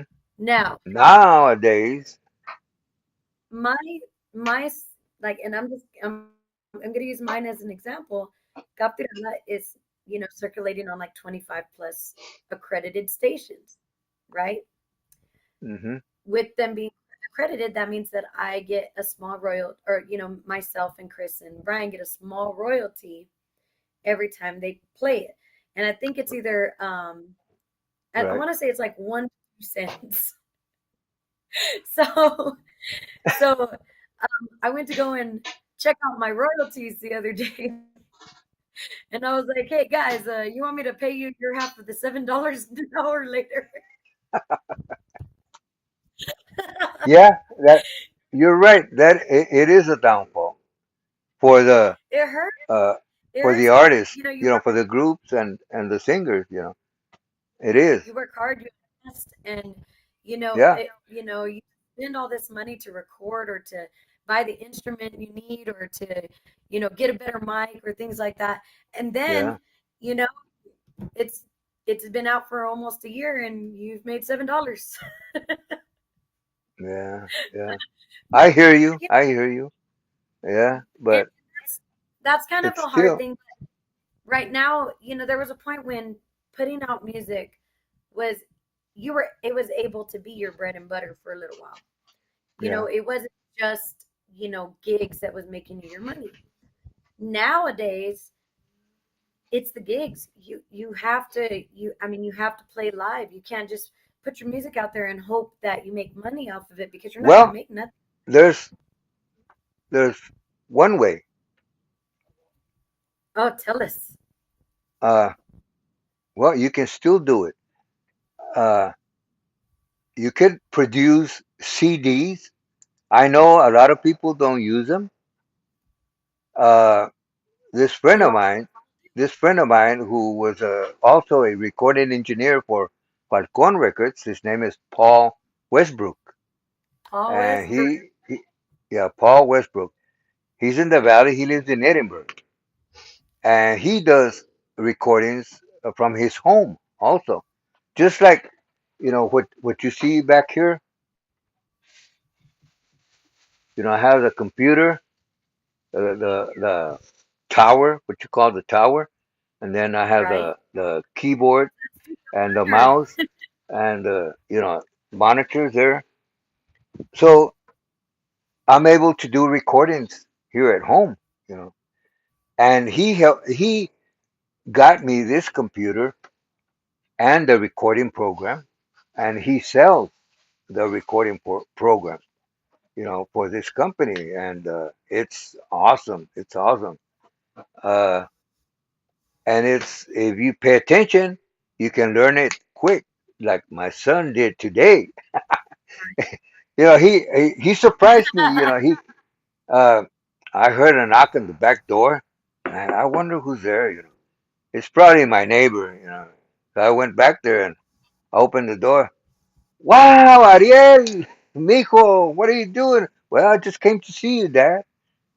Well, shit, man, I was really, really happy, because he lives 4 hours, yeah, like 4 hours away, and he's always busy, working and doing this and that. So anyway, but uh, I'm working on a song that Paul Westbrook asked me to help him with. He Right. needed some strings added to the music, so that's what I'm working on right now. And I told my son, hey, you know what? Look, I have to play this on the string parts. So you just put the mouse, the pointer on play, and then, or if not, you start it on record. So just click on that, and if I have to stop, I'll tell you, or just stop it, and we'll go from there. So we were doing that this afternoon, Right. and so it's, you know, if you people are interested, really interested, you can learn how to do that. Pick it up and do it. But this is what it's coming to. Like I said, people can do their work at home. But then Right. again, uh, I was gonna say that uh, Paul, also mentioned, you know what, Shorty, you could produce CDs, and there's a lot of people out there who still like to use CDs. He said, and or if not, you could True. put your music on a what do you call that? A stick, Ariel? The memory stick or The whatever. USB. Yeah, USB. And put your music in there, 10 songs, and sell the memory stick to the people. And they could put it Right. connect it to their phone or put it in their computer. Uh, and then they can do the Yes, sir. MP3. But anyway, but he says, and you can sell that, whether it's a CD, MP3 on a memory stick or whatever, and sell that at your gigs. If you have a band and you got your gigs, just like other bands sell their We have a merch, merch. Those yeah, yeah, caps. t-shirts, hats, or whatever, caps, with a name, logo, whatever. You could be selling your music there also. You know. So I mean, that's very smart. I honestly wouldn't have thought of that, but that's no, you're right. I mean, I really could. And you know what? There are people that have asked if I had a CD at my merch table a couple of times, and yeah, I didn't because everything's on streaming platforms, and that probably could have been $5 I could have made. yeah, yeah, correct. You're And right. that's an idea, guys. If you're an up and coming artist or you're an artist, you heard it right here from the legend himself. Uh, put it on a USB or still sell them CDs. People might buy them. Yeah, and people will. I'm gonna I'm People gonna will. really am. I'm gonna actually try that and see how that works out for me. Of course, I'm gonna wait till after I release the new single that we're working on. Yeah, But yeah, I mean, gosh, that's so smart. I mean, I would have never thought of that. But this is why um, we need people like you that have been in the industry and that thinks like this because, you know, I would have never thought of that. And no one ever, I don't think there's any other new artist that would ever think, hmm, let me try that. Like, no, because we're so yeah. used to everything being online. It's worth a try, right? It is, it Yeah, is. and I'm going to try it and I'm going to. let me know. So But hey, with so that, so I'll thank Paul Westbrook for that idea. He, like I said, this guy is Paul amazing. was, Yeah, I have Paul him as a Westbrook. Facebook Huh? friend. What was that? I said I actually have him as a Facebook friend. I tagged him in the promo that I shared of you. I did. I Oh, didn't know we okay. were Facebook friends until I looked it up. And I was like, "Wait." But see, I'm one of those people that if I see that you're in the music industry, or I see a keyboard on your profile picture, or I see you with a microphone in your profile picture, or I see that you got turntables, DJs, I will add them. And it's not to say like, "Hey, I know you." It's like, "Hey, I want you to know me." and and so Yeah, yeah, that's what's cool too nowadays is that you can literally network and meet people just like we are. It's not just phone. You can meet them face to face It may be virtual, but you can still meet them and talk to Yeah, them like human beings. And it's a really, really cool thing to have now. So, it is. Yeah. Armando, I just realized that it is late. I was And looking at my watch too, and oh wow, man. tell the problem is we both want to, I just there's so much more information that I want to get from you, and and it's unfortunate that a lot of people, I don't want them to miss out on anything either. So, Armando, Yeah, if you're down, I say we do another little show. Maybe here in another month or two, doing a part two, and ask you some more questions about it because sure. um, I'd be happy I mean to do that, to do this again. I Uh, would love to have you back. okay. I wanna give out a big shout out to my friend Paul Westbrook. Uh, Absolutely I'm sure he probably found out. Uh, you were supposed to send me some website or something to let me know the link how he to could the show. tune in. I ended up tagging him in it so that way he could see it, but I don't know if it's late Okay. or Yeah. but Okay. and that's Yeah. Because uh, when we were talking a while ago, he was calling me, and my phone started ringing, and I think we were cut off. You and I answered. were cut off. But so I think maybe he is listening. So I just want to say hi, to Mr. Paul I'm gonna Westbrook, great engineer. I mean, he's a brain. I call him the genius. That's what I genius. called him. Not only that, but I also, since we met him, when we first met him, when I saw him, I freaked out. I said, "Hey, are you?" And I stopped, and he was like, "Am I who?" I said, "Elvis Presley." He looked he looked like Elvis Presley when Did he we really? met him. Yeah, I mean the hair, combed back, see, real full, and Drove the ladies crazy. his features, I mean, man. So until today, till now, I always call him, "Hey, Elvis," or when I call him, he answers, "Is the man in the house?" You know, "Is Elvis in the house?" You know how they would say after Elvis his in the building. performance, "Elvis just left the building," Yes. things like that. I used to so when I first picked up my guitar, um the first thing I sang was Heartbreak Hotel. Oh, really? Yes. Um and it was kind of funny because I put my own little spin on it because a family member had walked out of my life. So I rearranged the words, and it cracked up a lot of my family members at the time because here was this 14-year-old little girl just learned a few chords on the guitar, and she's already singing songs about her heart being broken. All right, yeah, And yeah. so That was. now But it's been a you know what? I want to make another point before we shut it down.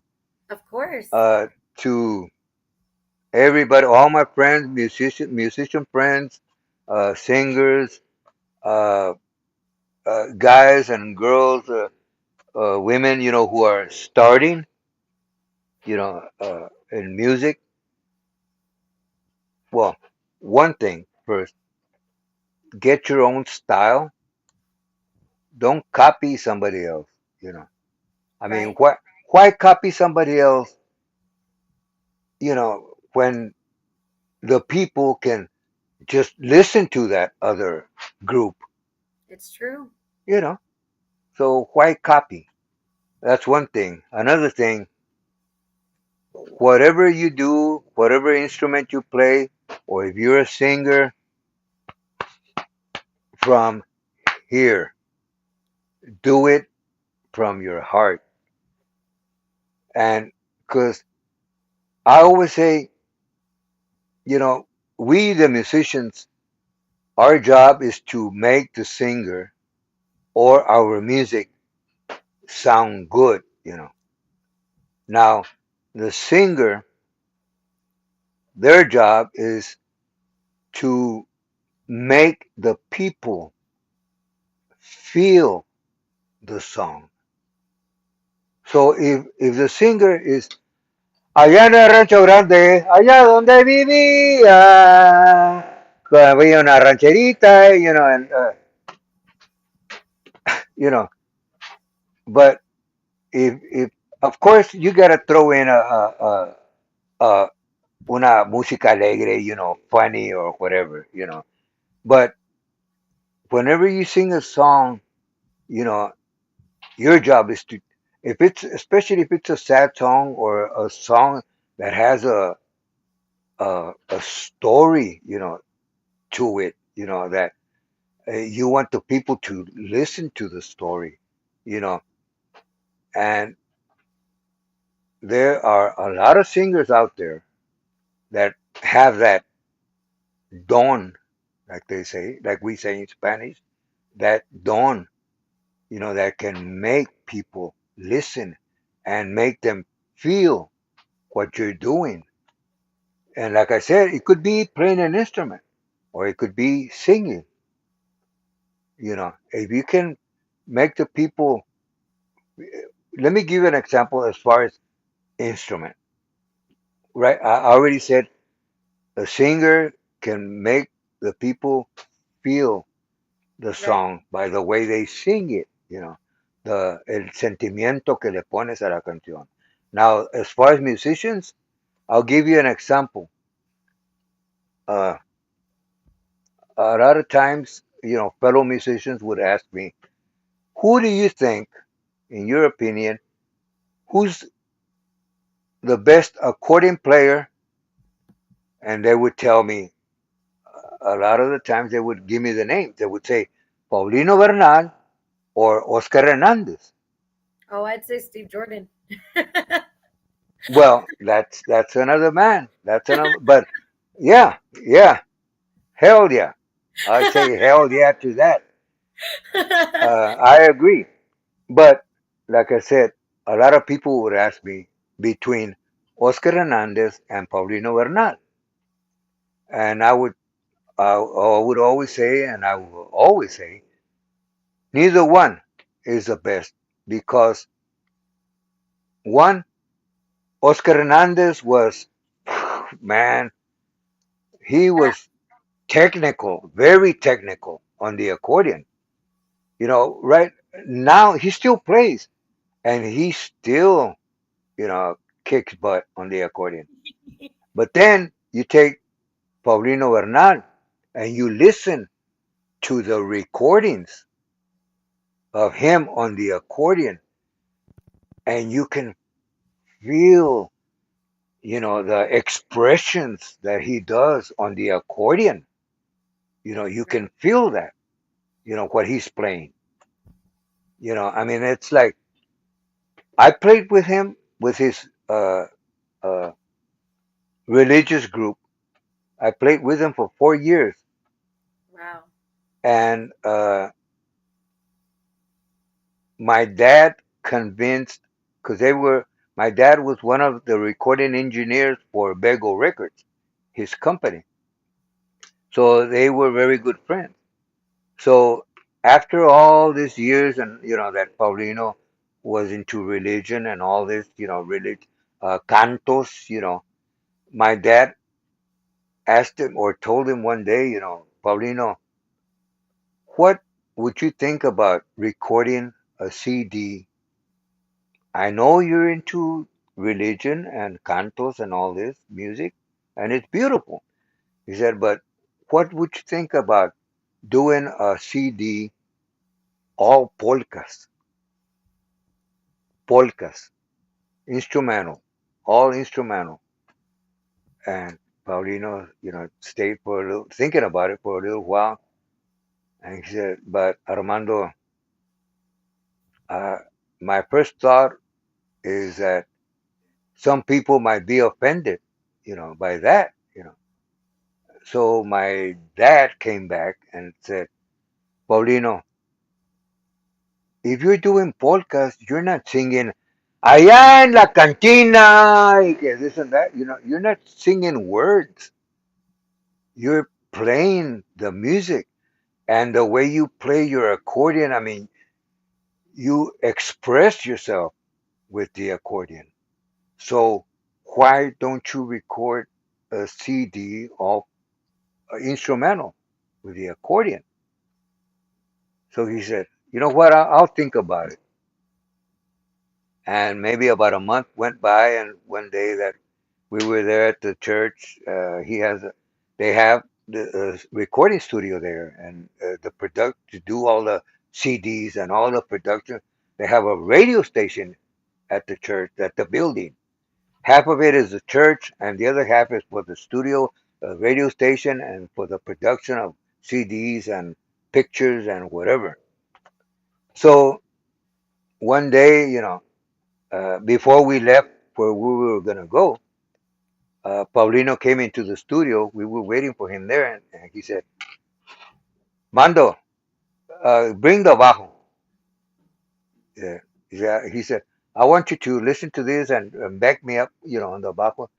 And he said, well, play a little bit of it. And so he did, and he said, it's a polka that I'm working on. He said, I decided to take your dad's advice, and we're going to record a CD of all polkas, you know. And he said, your dad, in a way, he said, your dad was right. I mean, he's right in a way that it doesn't have any lyrics, it's all instrumental. And a lot of people say music comes from God, you know. It's it's it's a God-given gift that we all have, musicians and you as a singer, it's a God-given gift. So Right. why not do, a polka CD? So he started playing, he said, that's just the first part. He said, I'm working on the second part. He said, it's going to be three parts to the polka. So maybe a week later, Mando, grab the bajo. I said, oh, you got the second part? Yeah. So, we went into the first part, and then he went into the second part. And I said, yeah, man, that sounds nice. He said, now I'm working on the third part. So maybe a week or 2 weeks later, Mando, grab the bajo. I said, you finished the podcast? He said, yep. So, you know, I backed him up on the bajo, and after he finished, I said, man, that is awesome. That's an Yes, sir. awesome polka. I'll be He ready named for the polka Armando. Excelencia. So Excelencia. I am so sorry, amigo. They're ready for my vocals now. Okay, that's great. Hey, you better send me a copy of that. they, I will. You know what? I'm gonna when I get a CD put together, it's going straight to you, Armando.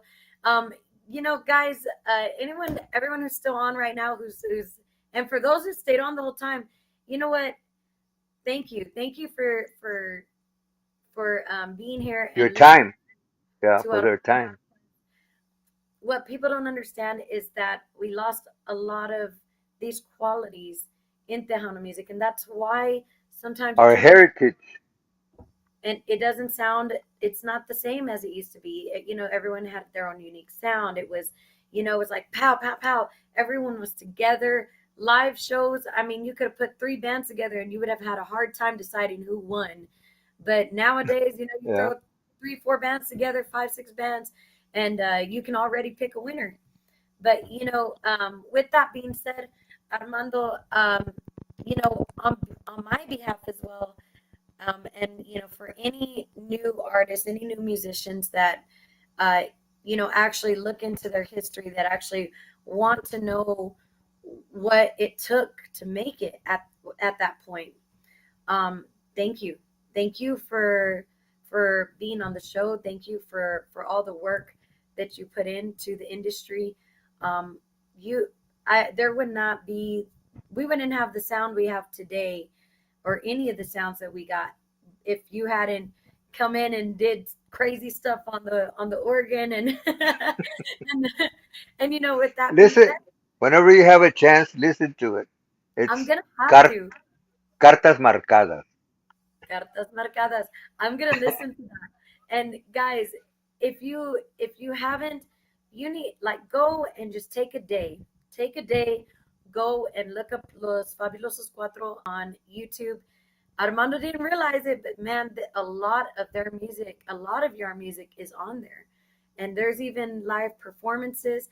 And if you haven't just gone down the rabbit hole, go down the rabbit hole. You're gonna hear some sounds that you probably didn't even know existed, that have been here because of these guys. So, with that being said, Armando, I'm gonna give you the stage for a minute to say goodbye to everyone, and of course, give shout outs and whatnot to whoever, and then I'll take us out the rest of the way. All right. The stage is yours, sir. Pues, what I have to say es que muchísimas gracias a todo el público que nos estuvieron escuchando, porque, like you said, well, we've been on since what, 6? That's 3 hours, a little over 3 hours. So a todo el público que nos escucharon, muchísimas gracias por su tiempo, de estarnos escuchando, porque, realmente nosotros, los músicos, cantantes, es como me han dicho varios, me dicen, oye, tú puedes escribir un libro, de all your experiences y todo, uh, which that goes to all musicians, all singers, porque we go through so much different things, so many different things, que there's a lot of stories, to tell, y cosas que, a lot of people don't know, entonces, por ese lado, uh, quiero agradecerte a ti por tenerme en tu programa y por invitarme y al público, como dije, a todo el público que nos estuvieron escuchando. Tal vez otro día, como dices, podemos continuar, y me puedes hacer más preguntas, This is en gonna la que be a sea, series. mande. This is gonna be a series.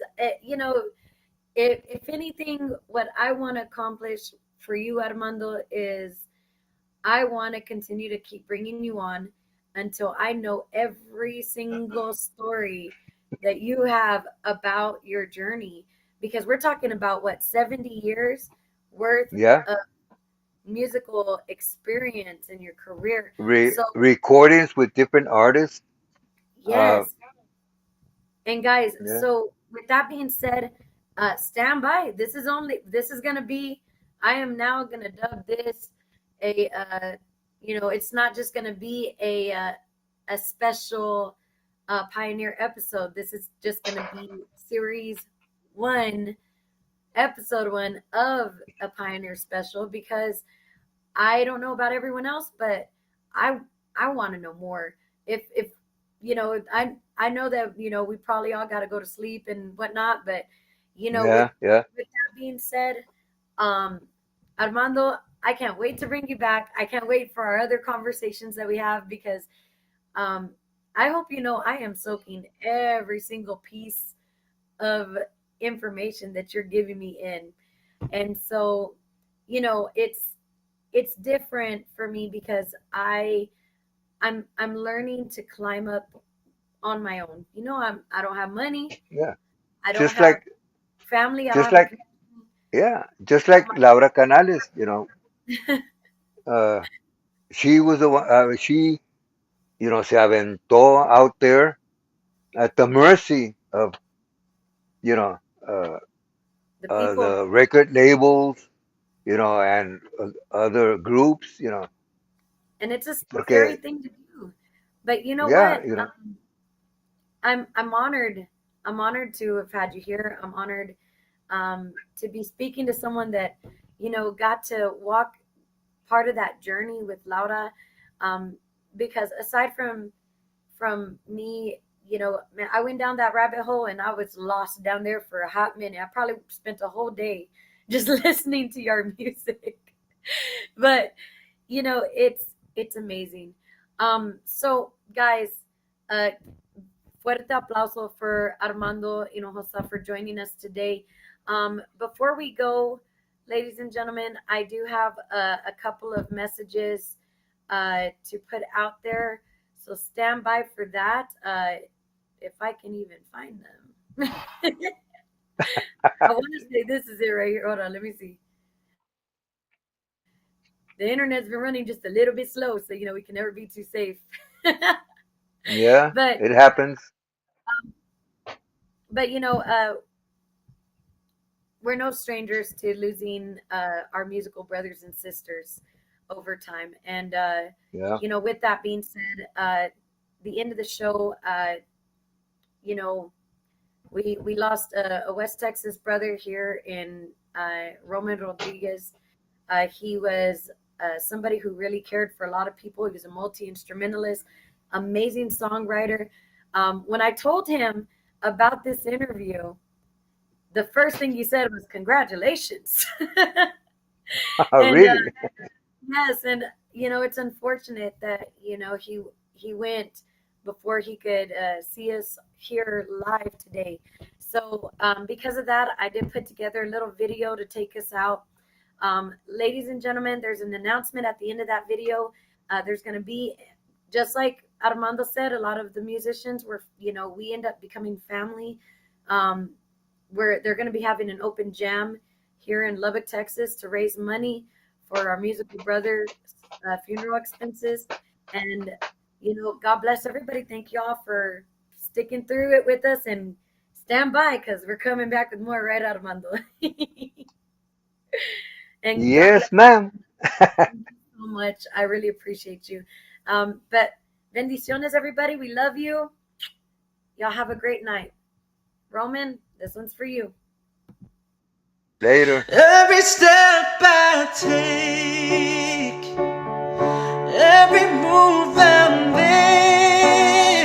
make, every single day